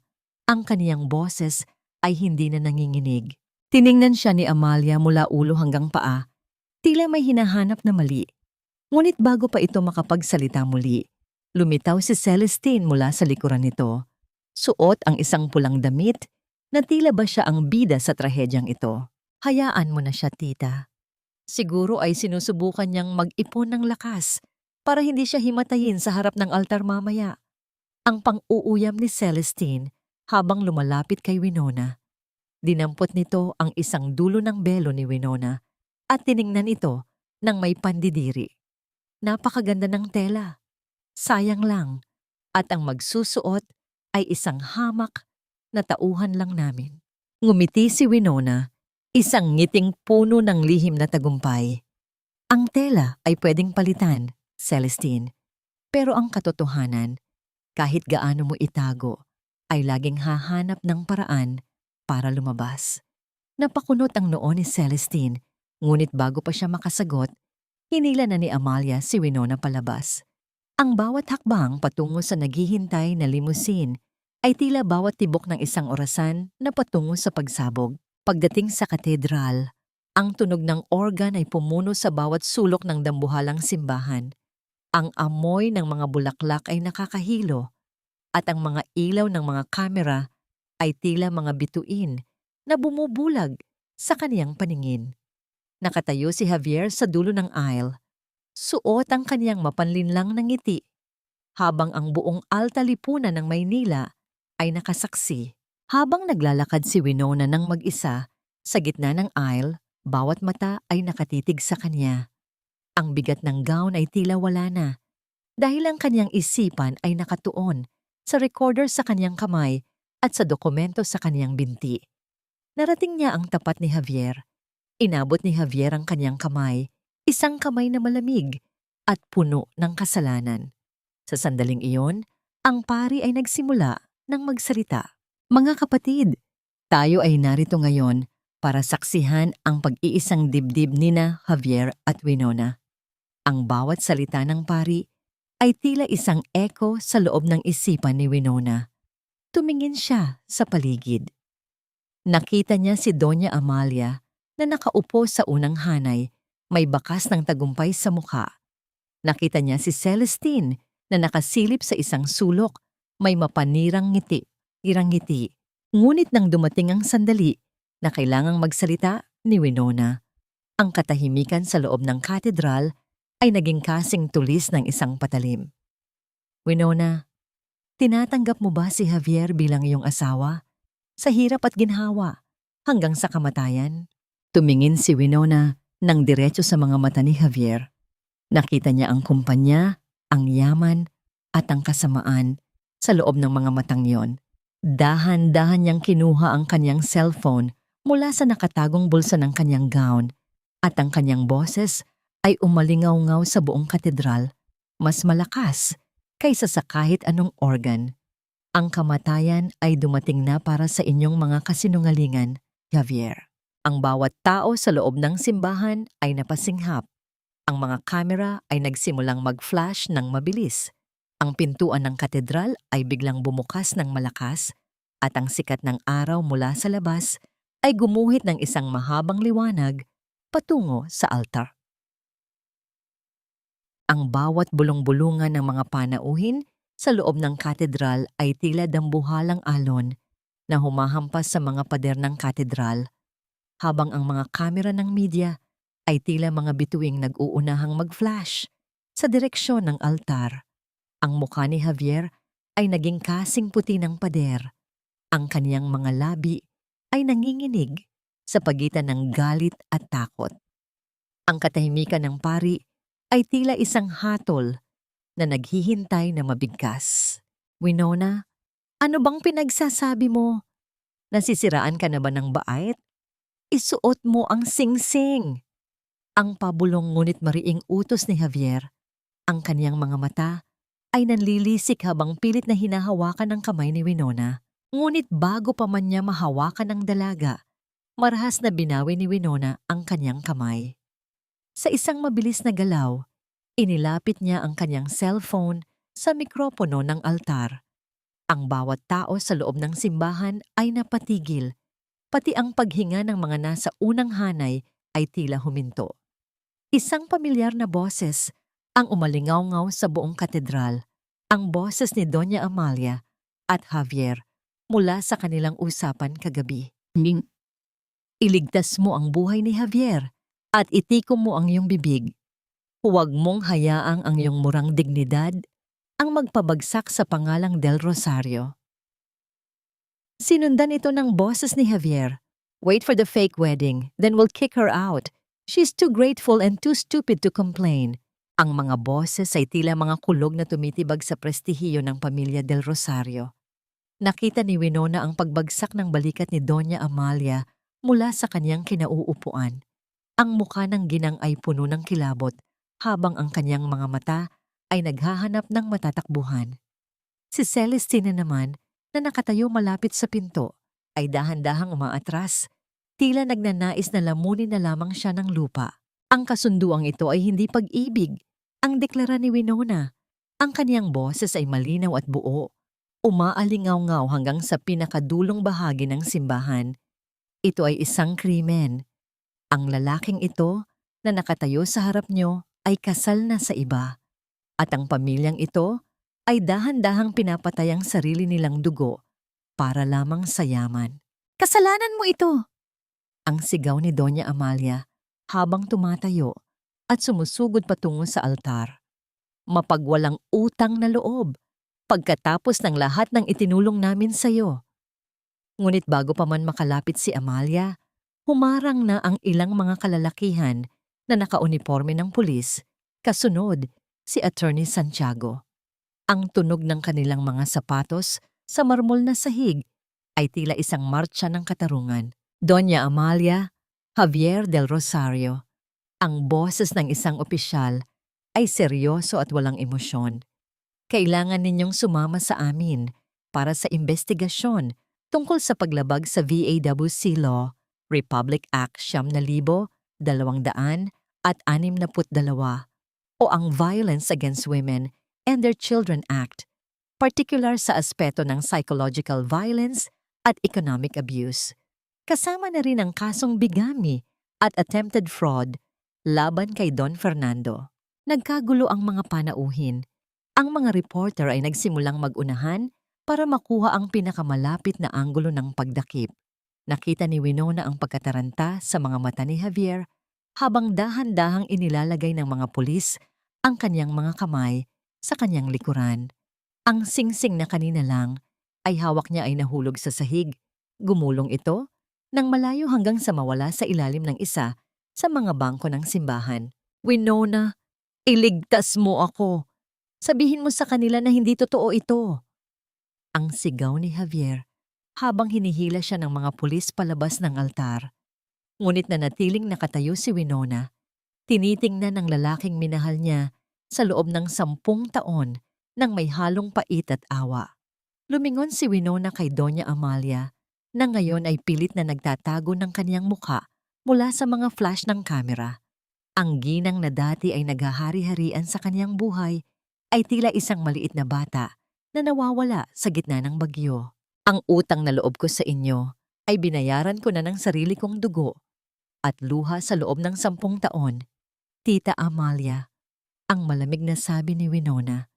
Simula sa araw na ito, malaya na ako sa inyo at ang hustisya naman ang maniningil sa lahat ng inyong ginawa. Sa gitna ng kaguluhan, nararamdaman ni Winona ang dahan-dahang pagluwag ng kaniyang dibdib. Hinubad niya ang kaniyang belo at hinayaang mahulog ito sa sahig. Isang puting tela na tila isang abandonadong pangarap. Sa kabilang bahagi ng katedral, nakita niya si Aling Rosa na nakangiti sa kanya ng may luha sa mga mata. Ngunit sa gitna ng kanyang tagumpay, may isang nurse na humahangos na pumasok sa simbahan. May dalang balita na hindi inaasahan ni Winona. Doktora Winona, si Don Fernando, bigla pong tumaas ang kanyang presyon at kailangan kayo sa ospital. Ang kagalakan sa puso ni Winona ay biglang napalitan ng takot. Ang kanyang laban ay hindi pa tapos. Tumakbo siya palabas ng katedral. Bit-bit ang kanyang mabigat na gown. Habang ang mga reporter ay patuloy na humahabol sa kanya, sa labas, ang sikat ng araw ay tila sumisilip mula sa makapal na ulap. Ngunit ang bawat hakbang ni Winona ay puno ng pangamba. Habang papasok siya sa sasakyang magdadala sa kanya pabalik sa ospital, isang hindi kilalang numero ang tumawag sa kanyang cellphone. Akala mo ba ay nanalo ka na, Winona? Ang laro ay nagsisimula pa lang. Ang boses sa kabilang linya ay malamig, matalim, at pamilyar. Isang boses na hindi galing kay Javier o Amalia. Ang bawat salita na lumabas sa kabilang linya ng telepono ay tila mga butil ng yelo na pumatak sa kanyang mainit na balat. Habang ang limousine ay mabilis na humahagibis patungo sa St. Jude Hospital, nanatiling nakatapat ang cellphone sa tainga ni Winona. Ang kanyang mga mata, na kanina ay puno ng tagumpay, ay biglang binalot ng isang panibagong uri ng pangamba. Akala mo ba ay natapos na ang lahat sa pagdakip sa kanila? Masyado kang naging kampante, Winona. Hindi mo ba naisip kung bakit ganoon kadaling nakuha ni Javier ang mga gamot na yon? Hindi mo ba naisip kung sino ang tunay na nagpapatakbo sa likod ng mga Del Rosario? Ang boses ng babae ay puno ng pang-uuyam. Tila naglalaro sa gitna ng isang madilim na kumpas. Hindi sumagot si Winona. Ang kanyang hininga ay nagiging mabigat. Ang kanyang kamay, na may hawak pa rin ng bouquet ng mga tuyong bulaklak, ay dahan-dahang nanghina. Hanggang sa mahulog ang mga ito sa sahig ng sasakyan. Alam niya ang boses na yon. Hindi iyon si Celestine. Iyon ay ang boses ni Minerva, ang matagal nang nawawalang kapatid ni Don Fernando. Ang babaeng itinaboy ng pamilya dahil sa kaniyang kasakiman sa yaman ng mga Del Rosario. Nasaan ka? Ang mahinang tanong ni Winona. Ang kaniyang boses ay nanginginig sa galit. Nasa lugar kung saan ang lahat ng iyong pagsisikap ay mauuwi sa wala. Bantayan mong mabuti ang iyong lolo, doktora. Baka sa susunod na pagpikit ng kaniyang mga mata, hindi na ang kaniyang puso ang tumigil, kundi ang kaniyang huling hininga dahil sa iyong kapabayaan. Naputol ang linya. Ang katahimikan sa loob ng sasakyan ay tila isang dambuhalang bigat na dumadagan sa kaniyang dibdib. Mabilis na ipinatigil ni Winona ang sasakyan sa tapat ng entrance ng ospital. Hindi na niya hinintay na pagbuksan siya ng driver. Marahas niyang binuksan ang pinto at tumakbo papasok sa emergency wing. Ang kaniyang puting wedding gown, na ngayon ay may mga dumi na ng alikabok mula sa katedral, ay tila isang malaking balakid sa kanyang pagtakbo. Ang bawat kaluskos ng mamahaling tela sa sahig ng ospital ay tila isang mabilis na tibok ng kaba. Ang mga pasyente at mga nurse ay napapalingon sa kanya, isang bride na tumatakbo sa gitna ng amoy ng gamot at kamatayan. Ang kanyang belo ay dahan-dahang natanggal at nalaglag sa pasilyo, ngunit hindi niya ito nilingon. Nasaan si Don Fernando? Ang sigaw ni Winona nang makarating siya sa istasyon ng mga nurse. Doktora, nasa ICU po siya. Bigla pong bumaba ang kanyang oxygen level at tila may komplikasyon sa kanyang respiratory system. Ang sagot ng isang nurse na halatang natataranta rin. Nang makarating si Winona sa pinto ng ICU, nakita niya ang kanyang lolo sa loob ng salamin. Ang matanda ay tila isang maliit na ibon na pilit na kumakawala sa isang hawla ng mga tubo at makina. Ngunit may isang bagay na pumukaw sa kanyang atensyon, ang nakabukas na bintana sa loob ng silid ng ICU, isang bagay na mahigpit na ipinagbabawal. Mabilis siyang pumasok. Ang malamig na hangin mula sa labas ay humahampas sa kanyang mukha. Nilapitan niya ang kanyang lolo. Ang kanyang mga kamay ay dahan-dahang humawak sa mukha ng matanda. Lolo, nandito na ako. Huwag niyo po akong iwan. Pakiusap. Dahan-dahang idinilat ni Don Fernando ang kaniyang mga mata. Sa gitna ng kanyang paghihirap, pilit niyang itinuro ang isang maliit na bagay na nakapatong sa kaniyang bedside table. Ito ay isang maliit na brooch na gawa sa ginto, isang hugis ng ibon na may mga matang gawa sa pulang ruby. Nanlamig ang buong katawan ni Winona. Ang brooch na yon ay pag-aari ni Minerva, isang babala, isang tanda na nakapasok na ang kaaway sa pinakaligtas na bahagi ng kanyang mundo. Habang inaayos ni Winona ang ventilator ng kanyang lolo, napansin niya ang isang maliit na puncture mark sa braso ng matanda. Isang markang hindi galing sa kanyang mga nurse. May nag-ineksyon sa Don habang wala siya sa ospital. Lolo? Ang hikbi ni Winona habang dahan-dahan niyang isinasagawa ang chest compression upang muling patatagin ang ritmo ng puso ng matanda. Ang kanyang wedding gown ay naging basa na ng kanyang sariling pawis at luha. Ang bawat pagtulak niya sa dibdib ng Don ay tila isang pagsamo sa langit. Sa gitna ng kaniyang pakikipaglaban para sa buhay ng kaisa-isang tao na kaniyang minahal, narinig niya ang tunog ng pagbukas ng pinto sa kaniyang likuran. Inakala niyang isa ito sa mga nurse, ngunit ang amoy ng isang pamilyar at matapang na pabango ang sumalubong sa kanya. You're a good doctor, Winona. Pero kahit ang pinakamagaling na surgeon ay hindi kayang tahiin ang isang pusong matagal na nating pinatay. Ang boses ni Minerva ay malapit na sa kaniyang tainga. Humarap si Winona. Ang kaniyang mga mata ay nag-aapoy sa galit sa kabila ng kaniyang mga luha. Nakatayo roon si Minerva, suot ang isang itim na bestida. Tinitingnan siya ng may halong pangingit-ngit. Bakit mo ito ginagawa? Kapatid mo siya. Ang sigaw ni Winona. Kapatid? Siya ang nagkait sa akin ng lahat. Siya ang naging paborito habang ako ay itinapon sa dilim. Ang sagot ni Minerva.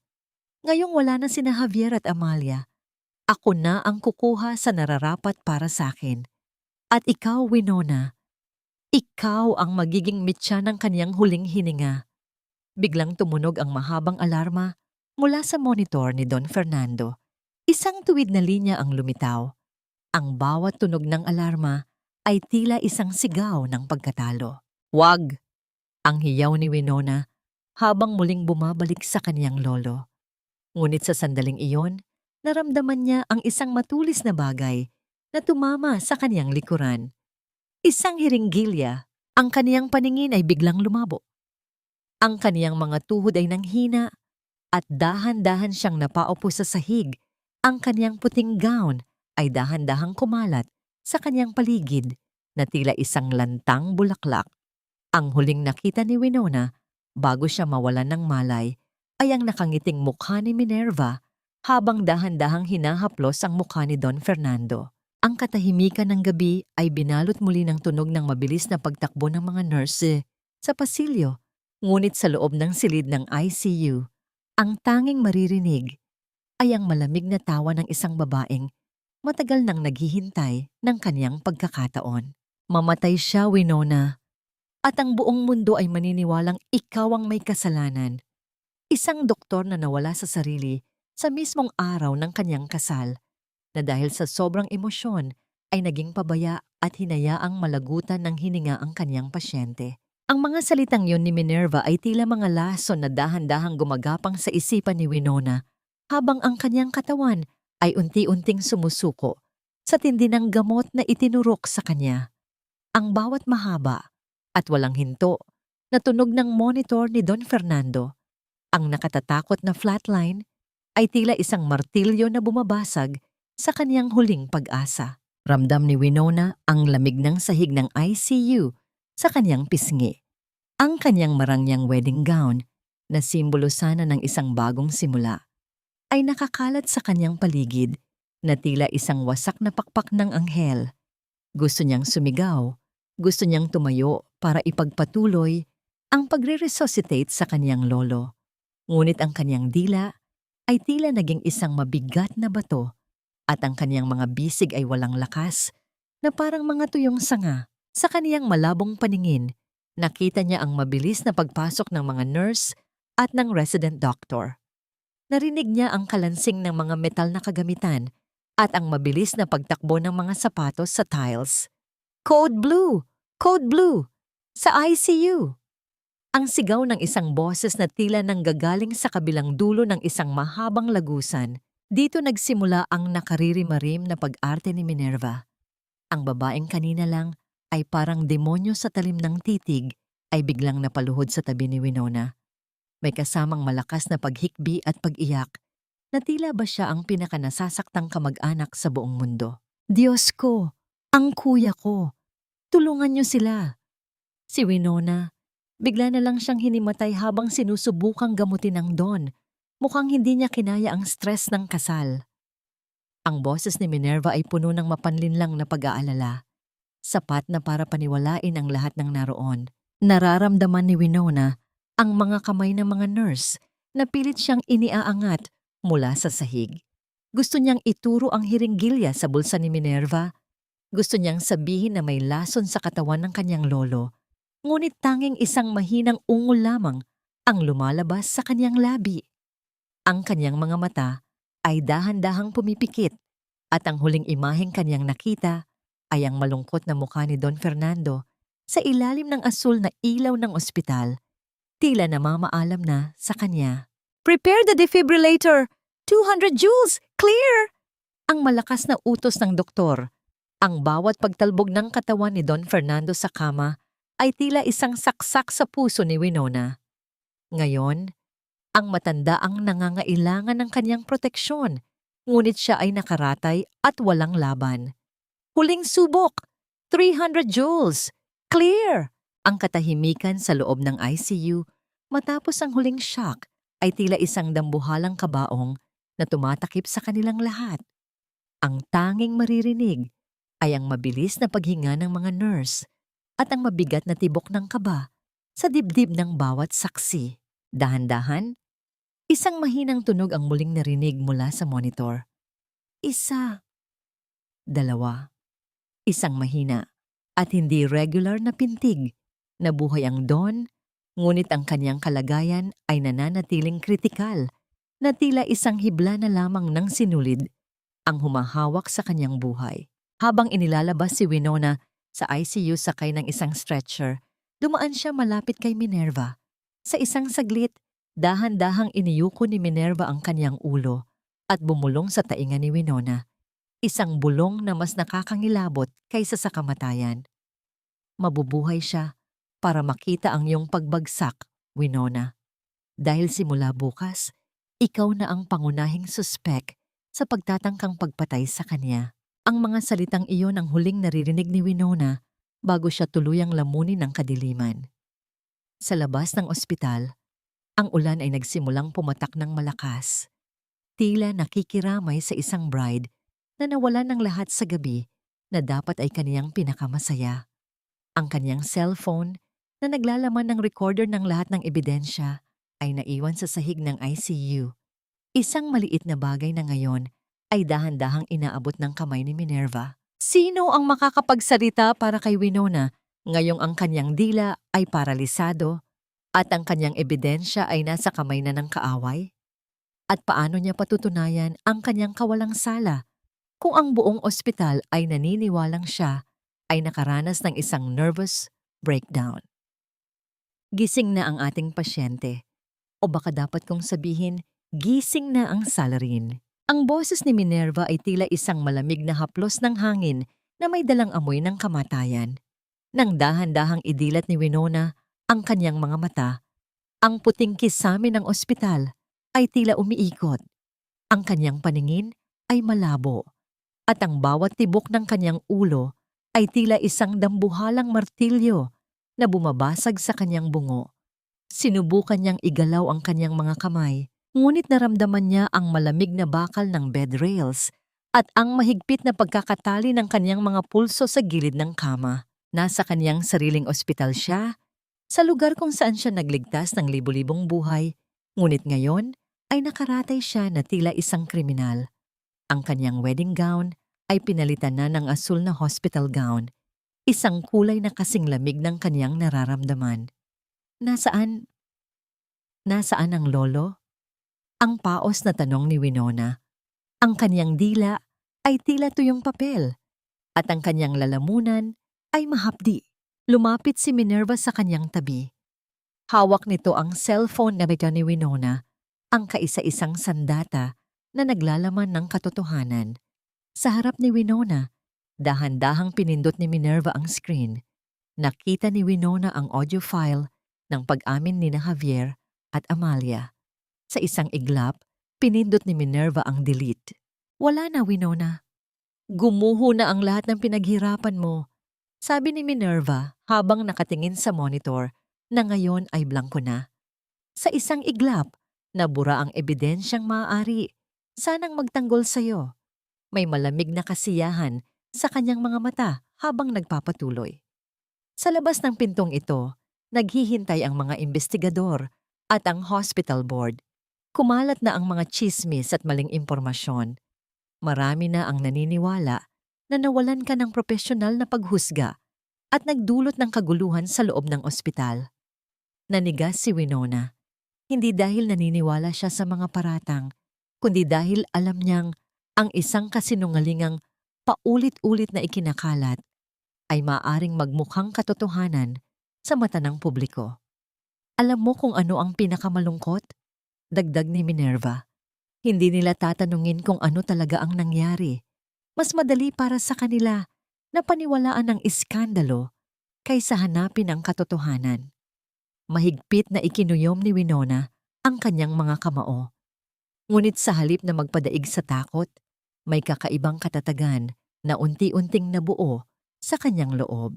Sapagkat kung may natutunan siya sa lahat ng pinagdaanan niya, iyon ay ang katotohanang maaaring itago ang ebidensya, maaaring sirain ang reputasyon, at maaaring baluktutin ang kwento. Ngunit ang katotohanan ay may paraan ng paglitaw sa tamang panahon. At habang nakatitig siya kay Minerva, alam niyang ang laban para sa kanyang pangalan at dangal ay nagsisimula pa lamang. Nagsisinungaling ka. Ang hikbi ni Winona habang ang mga luha ay nagsisimulang umagos sa kanyang mga pisngi. Ikaw ang nag-iniksyon sa kanya. Ikaw ang pumasok sa ICU. Sino ang maniniwala sa'yo? Ako ang nagligtas sa kanya mula sa iyong mga kamay. Iyon ang alam ng lahat. Ang patuloy na pang-uuyam ni Minerva. Habang ikaw ay natutulog, kinuha ko na ang legal guardianship kay Don Fernando. Ikaw naman, Winona, ay ililipat sa psychiatric ward para sa iyong seguridad. Doon, walang makakarinig sa iyong mga kwento. Isang matinding pakiramdam ng kawalang pag-asa ang dumagan sa dibdib ni Winona. Ang bawat sakripisyo niya, ang 10 taon ng pagtitiis, ang saapawtwat na ginawa niya para iligtas ang Don. Ang lahat ay tila naging abo sa harap ng kasamaan ni Minerva. Ang kanyang puso ay tila isang basag na porselana na hindi na muling mabubuo. Ngunit sa gitna ng kanyang pag-aagaw diwa, ang pinto ng silid ay dahan-dahang bumukas. Pumasok si Lara, ang nurse na kasama ni Winona sa operating room. Ang mukha nito ay puno ng takot, ngunit nang magtama ang kanilang mga paningin, may isang lihim na mensahe ang iniwan ang mga mata nito. Habang inaayos ni Lara ang suwero ni Winona, mabilis itong yumuko at bumulong, sapat lang para marinig ng dalaga, habang si Minerva ay nakatalikod at abala sa pagsilip sa labas ng bintana. Doktora, ang stethoscope niyo, ang lumang stethoscope, nakuha ko po sa basurahan ng mansyon. May nakatago pong maliit na micro SD card sa loob ng earpiece nito. Inilagay po iyon ni Don Fernando bago siya atakihin. Ang mabilis na bulong ni Lara. Napatigil ang paghinga ni Winona, ang stethoscope na tinapakan ni Javier. Ang stethoscope na akala niya ay wasak na alaala na lamang. Ang kanyang lolo ay hindi lang nag-iwan ng sulat, nag-iwan siya ng tunay na ebidensya. Dahan-dahang inilagay ni Lara ang isang maliit na bagay sa ilalim ng unan ni Winona bago ito mabilis na lumayo at nagkunwaring tinitingnan ng monitor. Naramdaman ni Winona ang munting pag-asa na muling sumisibol sa kaniyang dibdib. Tila isang maliit na halaman na tumutubo sa gitna ng semento. Ang kaniyang mga daliri ay dahan-dahang kumapa sa ilalim ng unan. Nararamdaman ang matigas na plastic ng memory card. Humarap muli si Minerva kay Winona, hindi alam ang nangyari. Maghanda ka na, Winona. Ang sasakyan patungo sa iyong bagong tirahan ay narito na. Paalam sa iyong karera at paalam sa iyong pangalan. Tumingin si Winona ng diretso sa mga mata ni Minerva. Hindi na ito ang tingin ng isang biktima. May isang malamig at matalim na kislap sa kanyang mga mata na nagpahinto sa tawa ng matanda. Maaring nakuha mo ang cellphone ko, Minerva. Ang mahinang sabi ni Winona. Ang kanyang boses ay puno ng isang bagong lakas. Pero hindi mo alam na ang katotohanan ay hindi nakatago sa isang kagamitan, kundi sa puso ng taong pilit mong pinatatahimik. Sa labas, narinig na ang tunog ng mga sapatos ng mga pulis na papalapit sa silid. Ang bawat yabag ay tila isang hudyat ng kaniyang pagbagsak. Ngunit para kay Winona, ito ang hudyat ng kaniyang muling pagbangon. Paano makakatakas si Winona sa psychiatric ward habang ang lahat ng doktor ay naniniwalang siya ay baliw? At ano ang nilalaman ng card na iniwan ni Don Fernando sa loob ng kanyang wasak na stethoscope? Ang laban ay hindi na lamang tungkol sa katarungan. Ito ay tungkol sa kaligtasan ng kanyang sariling katinuan sa gitna ng isang mundong binalot ng kasinungalingan. Dito nagtatapos ang iyong kwento, Doktora. Sa loob ng 4 na pader na puti, kung saan ang tanging kausap mo ay ang iyong sariling anino at ang tanging gamot na ibibigay sa iyo ay ang paglimot sa lahat ng iyong nasaksihan. Ang boses ni Minerva ay tila isang malamig na hatol habang pinagmamasdan niya ang mga nurse na naghihigpit ng mga leather straps sa mga pulso at bukong-bukong ni Winona. Ang bawat tunog ng paglock ng mga bakal na gapos sa gilid ng stretcher ay tila isang hudyat ng paglilibing sa kanyang dangal ng buhay. Ang kanyang katawan ay tila naging manhid, hindi dahil sa gamot, kundi dahil sa tindi ng kawalang katarungang kanyang kinakaharap. Sa labas ng silid, naririnig ni Winona ang bulungan ng mga dati niyang kasamahan sa ospital. Mga kapwa-doktor na dati ay tumitingala sa kaniyang galing, ngunit ngayon ay tumitingin sa kanya ng may halong takot at awa. Ang kanyang reputasyon, ang 10 taon ng kaniyang pagsisikap na maging pinakamagaling para masuklian ang utang na loob sa mga Del Rosario, ay gumuho na tila isang kastilyong buhangin na hinampas ng malakas na alon.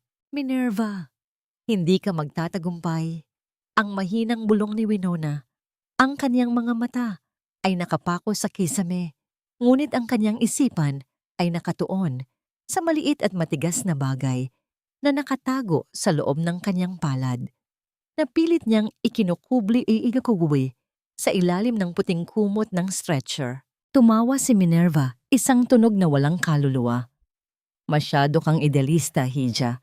Sa mundong ito, ang katarungan ay para lamang sa mga may kapangyarihang bumili nito.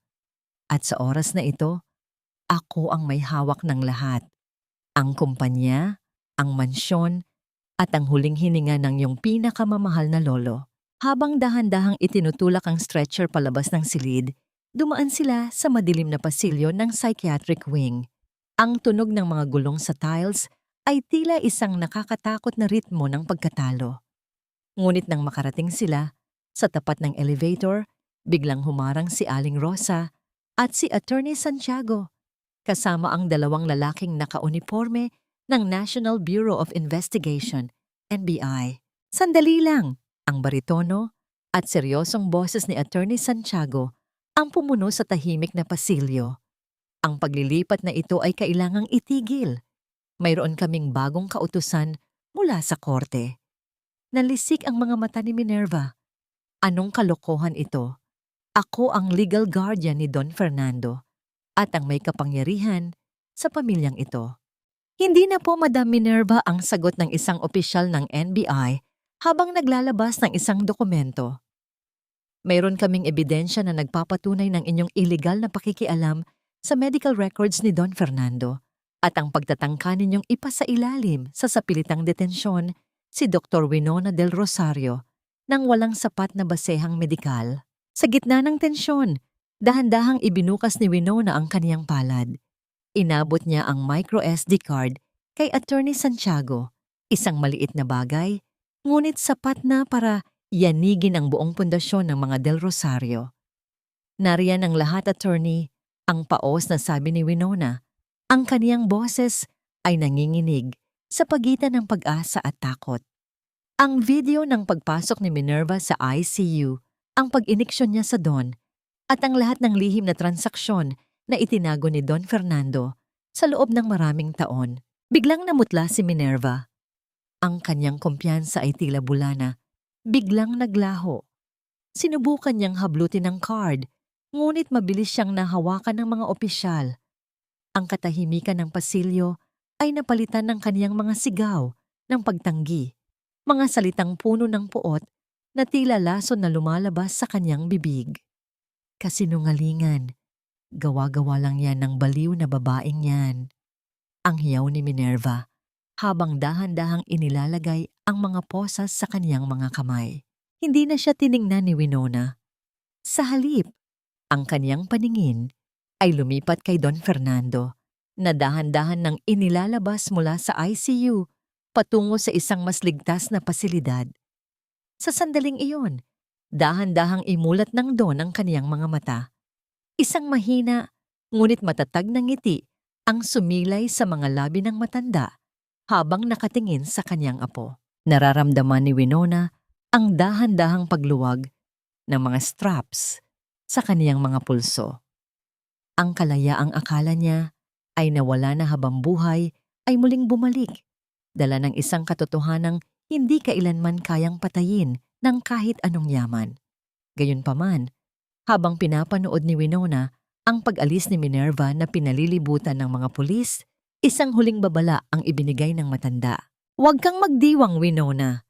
Maaring nakuha mo ang ebidensya, pero ang tunay na lason ay nasa dugo na nating lahat. Ang pamilyang ito ay hindi mamamatay ng ganoon kadali.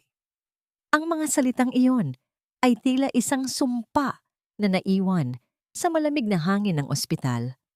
Alam ni Winona na ang digmaan ay hindi pa tapos. Ang pagbagsak ni na Javier, Amalia, at ngayon ay si Minerva ay simula pa lamang ng kaniyang mahabang paglalakbay patungo sa tunay na paghilom. Sa kaniyang pag-alis sa stretcher, ang kaniyang mga paa ay dahan-dahang tumama sa sahig. Ramdam niya ang lamig ng tiles, ngunit sa pagkakataong ito, hindi na siya nanginginig. Nakatayo siya ng matuwid, isang doktor, isang biktima, at ngayon ay isang tagapagtanggol ng kaniyang sariling tadhana. Ngunit ano nga ba ang nilalaman ng SD card na yon na ikinagulat pati ni Attorney Santiago? Mayroon pa bang ibang lihim ang Don na hindi alam ni Winona? Isang lihim na maaaring magpabago sa kaniyang paningin sa taong itinuring niyang tagapagligtas? Ang bawat hakbang ni Winona palabas ng puting pader ng ospital ay tila pag-alis sa isang mahabang panaginip na punong-puno ng bangungot.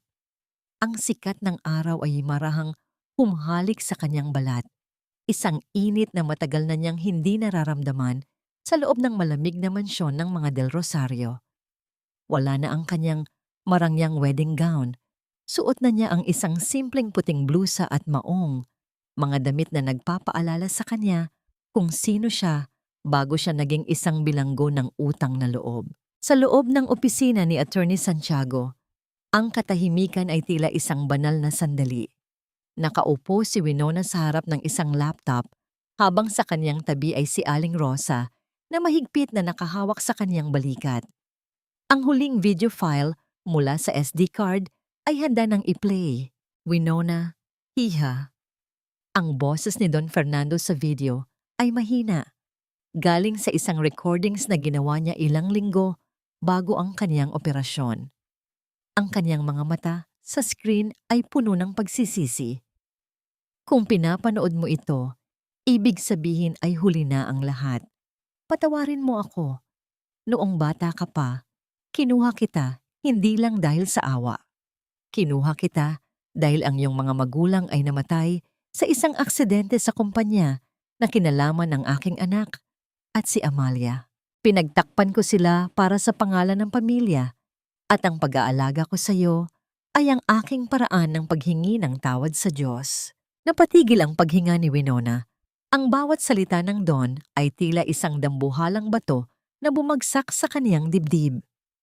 Ang lahat ng kaniyang pasasalamat, ang lahat ng kaniyang pagmamahal sa matanda. Ito ba ay bunga rin ng isang kasinungalingan? Ngunit sa paglipas ng mga taon, patuloy ng Don habang ang kaniyang luha ay dahan-dahang pumapatak sa video. Minahal kita ng higit pa sa tunay kong apo. Ikaw ang naging liwanag sa madilim kong buhay, kaya ibinibigay ko sa iyo ang lahat ng aking share sa Medical Foundation. Huwag mong hayaang kainin ka ng galit, Winona. Gamitin mo ito para sa mga taong gaya ng iyong mga magulang, mga taong walang boses sa mundong ito. Nang matapos ang video, ang tanging maririnig sa silid ay ang mahinang hikbi ni Winona. Ngunit sa pagkakataong ito, ang kanyang mga luha ay hindi na luha ng pagkatalo. Ito ay luha ng pagpapalaya. Ang katotohanan, kahit gaano kapait, ang siyang huling piraso ng puzzle na kailangan niya para tuluyang maghilom. Pagkalipas ng ilang buwan, ang balita sa buong bansa ay nakatuon sa pagbagsak ng imperyo ng mga Del Rosario. Si Javier at Doña Amalia ay hinatulan ng korte ng matagal na pagkabilanggo dahil sa mga kasong pandaraya, bauhan tintan at attempted murder. Si Minerva naman ay dinala sa isang pasilidad na may mahigpit na seguridad. Ang kaniyang kasakiman ay humantong sa kaniyang sariling pagkakakulong sa gitna ng sariling isipan. Isang hapon, binisita ni Winona si Don Fernando sa kaniyang silid sa isang pribadong rehab center. Ang matanda ay nakaupo sa wheelchair, tinitingnan ang papalubog na araw. Lolo, ang mahinang bati ni Winona. Lumingon ang matanda at sa kaniyang mga mata ay wala na ang bigat ng nakaraan. Winona, nandito ka pa rin. Nandito ako dahil pinili kong narito, hindi dahil sa utang na loob, ang sabi ni Winona habang hinahawakan ang kamay ng matanda. Pinatawad ko na po kayo at pinatawad ko na rin ang aking sarili. Paglabas ni Winona sa center, nakita niya ang kanyang bagong itinatayong klinika sa kabilang kalsada, ang Galing at Puso Medical Center. Isang lugar kung saan ang bawat pasyente ay ituturing na pamilya nang walang kapalit na kaluluwa.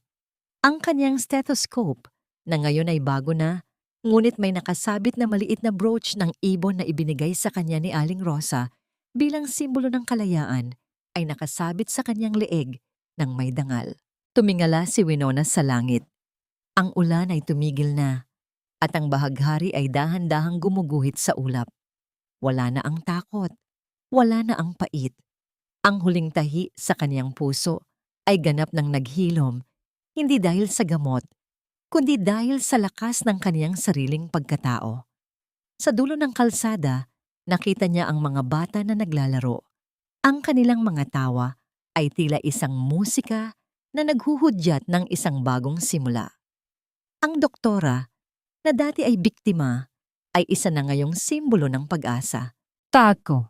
Lumipas ang 2 taon na tila isang dahan-dahang pag-agos ng malinis na tubig sa isang batis na dati ay puno ng putik at dumi. Ang ingay ng abalang kalsada sa labas ng Galing at Puso Medical Center ay nagsisilbing musika sa pandinig ni Winona. Isang tunog ng buhay, ng pag-asa at ng tunay na serbisyo. Wala na ang mabigat na telang sutla ng kaniyang wedding gown at wala na rin ang malamig na brilyante sa kaniyang daliri na dati ay tila isang tanikala ng kasinungalingan. Sa kaniyang opisina, ang sikat ng araw sa hapon ay dahan-dahang gumuguhit sa kinalalagyan ng isang lumang stethoscope na maingat na nakalagay sa loob ng isang glass case. Bagaman wasak at hindi na magagamit, ito ang nagsisilbing paalala sa kanya na ang bawat pagkabasag ay may pagkakataong mabuo sa ibang anyo. Sa tabi nito ay ang kaniyang lisensya bilang isang doktor na ngayon ay kuminang ng higit pa sa anumang hiyas dahil alam niyang nakuha niya ito ng may malinis na dangal. Dahan-dahang pumasok si Aling Rosa, suot ang kanyang uniforme bilang head of housekeeping ng center. Ang kanyang muka ay masigla, malayo sa takot na dati niyang nararamdaman sa mansyon ng mga Del Rosario. Doktora, tapos na po ang huling operasyon para sa araw na ito. Maayos na po ang kalagayan ng batang pasyente. Ang balita ni Aling Rosa nang may malawak na ngiti. Tumango si Winona, ramdam ang isang malalim na kapayapaan sa kaniyang dibdib. Salamat, Aling Rosa. Maari na rin kayong magpahinga. Sa kaniyang pag-iisa, dahan-dahang kinuha ni Winona ang isang lumang dyaryo mula sa ilalim ng kaniyang table. Doon ay nakasulat ang balita tungkol sa pagtanggi ng korte sa apela ni na Javier at Doña Amalia. Ang pamilyang dati ay nagahari sa lipunan ay isa na lamang madilim na kabanata sa kasaysayan. Mga aninong dahan-dahang nilalamon ng limot sa loob ng malamig na rehas. Si Minerva naman ay nananatili sa isang pasilidad kung saan ang kaniyang tanging kausap ay ang kaniyang sariling mga pagsisisi. Napatawad na ba niya sila? Isang malalim na buntong hininga ang kumawala sa kaniyang mga labi. Ang pagpapatawad para kay Winona ay hindi nangangahulugan ng pagkalimot o ang pagbabalik ng tiwala. Ito ay ang pagpili na huwag nang hayaang diktahan ng kanilang kasamaan, ang kaniyang kinabukasan. Pinatawad niya ang kaniyang sarili dahil sa pananatili sa isang relasyong sumisira sa kaniyang pagkatao at pinatawad niya ang nakaraan dahil ito ang nagbigay sa kaniya ng lakas na tumayo sa kaniyang sariling mga paa. Naglakad si Winona patungo sa rooftop ng center kung saan nakaupo si Don Fernando sa kaniyang wheelchair. Ang matanda ay tila isang payapang dagat pagkatapos ng isang malakas na bagyo. Bagaman, mahina na ang kaniyang katawan, ang kaniyang mga mata ay malinaw at puno ng pasasalamat. Ang ganda ng langit, Winona. Ang mahinang bulong ng matanda habang nakatingin sa nag-aagaw na liwanag at dilim. Opo, Lolo. Payapa na ang lahat, sagot ni Winona habang hinahawakan ang kulubot na kamay ng Don. Ito ang aral na iniwan ng kaniyang paglalakbay. Ang tunay na lunas ay hindi matatagpuan sa anumang gamot o operasyon, kundi sa lakas ng loob na harapin ang katotohanan, gaano man ito kapait. Ang katarungan ay hindi lamang tungkol sa pagpaparusa sa mga nagkasala, kundi tungkol sa muling pagbuo sa sarili mula sa mga pira-pirasong alaala ng pagkabigo. Ang bawat tahi sa kaniyang puso ay ganap ng naghilom. Hindi na siya ang biktima na itinapon sa kalsada. Siya na ang liwanag na gumagabay sa mga taong nawawala sa dilim. Sa kaniyang pagtayo sa gilid ng Don, tumingin siya sa malayo, sa lungsod na dati ay tila isang dambuhalang kaaway, ngunit ngayon ay naging isang malawak na hardin ng mga bagong pagkakataon. Ang kwento ni Winona ay hindi nagtapos sa isang marangyang kasal, kundi sa isang marangal na buhay. Isang buhay na malaya sa tanikala ng utang na loob at puno ng tunay na pag-ibig. Isang pag-ibig na nagsisimula sa pagpapahalaga sa sariling dangal. Habang dahan-dahang lumulubog ang araw, ang anino ng nakaraan ay tuluyan ng naglaho, pinalitan ng isang malamig at payapang gabi na nangangako ng isang mas maliwanag na bukas. Ang takip silim sa rooftop kasama si Don Fernando ay hindi lang pagtatapos ng isang araw, kundi ang simula ng isang buhay na wala ng bakas ng takot at pag-aalinlangan. Sa bawat dahan-dahang paglubog ng araw, tila ba dinala na nito ang lahat ng pait, at ang bawat tahi sa puso ni Winona ay naging bahagi na lamang ng isang marangal na alaala. Mga mahal kong tagapakinig, mula sa kailaliman ng aking puso, maraming salamat sa pagsama sa akin sa mahaba at madamdaming lakbayin na ito. Habang binuo ko ang bawat kabanata ng buhay ni Winona, hindi ko mapigilang mapaluha, lalo na sa eksenang tinapakan ni Javier ang lumang stethoscope ni Winona, ang kaisa-isang alaala ng kaniyang yumaong ama. Sa sandaling iyon, naramdaman ko ang bawat pira-pirasong pagkabasag ng kaniyang mundo. Ang kwentong ito ay hindi lamang basta imahinasyon. Ito ay hango sa mga tunay na hibla ng buhay ng maraming kababaihang pilit na itinatali ng maling utang na loob at takot. At naway nagsilbi itong paalala na mayroon laging liwanag pagkatapos ng pinakamadilim na bagyo. Sa inyong palagay, tama ba ang naging desisyon ni Winona na patawarin ang kaniyang lolo sa kabila ng lahat ng lihim na kaniyang natuklasan? Kung kayo ang nasa kinalalagyan niya, pipiliin niyo rin ba ang magpatawad para sa sarili ninyong kapayapaan? O mananatili kayo sa pait ng nakaraan? Habang naririnig niyo ang aking boses, ano po ang inyong kasalukuyang ginagawa? Marahil ay nagluluto kayo ng hapunan para sa inyong mga anak, naglalaba, o baka naman nagpapahinga matapos ang isang mapaghamong araw sa trabaho. Gusto ko pong marinig ang inyong tinig. Ibahagi niyo po sa comment section kung nasaan kayo ngayon at kung anong bahagi ng kwento ang pinakamabilis na humaplos sa inyong damdamin. Huwag niyo rin pong kalimutang i-like at i-share ang ating kwento upang mas marami pa tayong pusong maabot at matulungang maghilom. Naway palaging maging matatag ang inyong kalooban at tandaan ninyo na ang inyong halaga ay hindi nasusukat sa anumang sakripisyong ibinibigay niyo sa iba, kundi sa kung paano niyo pinapahalagahan ang inyong sariling dangal. Manatiling aningat at pagpalain po kayong lahat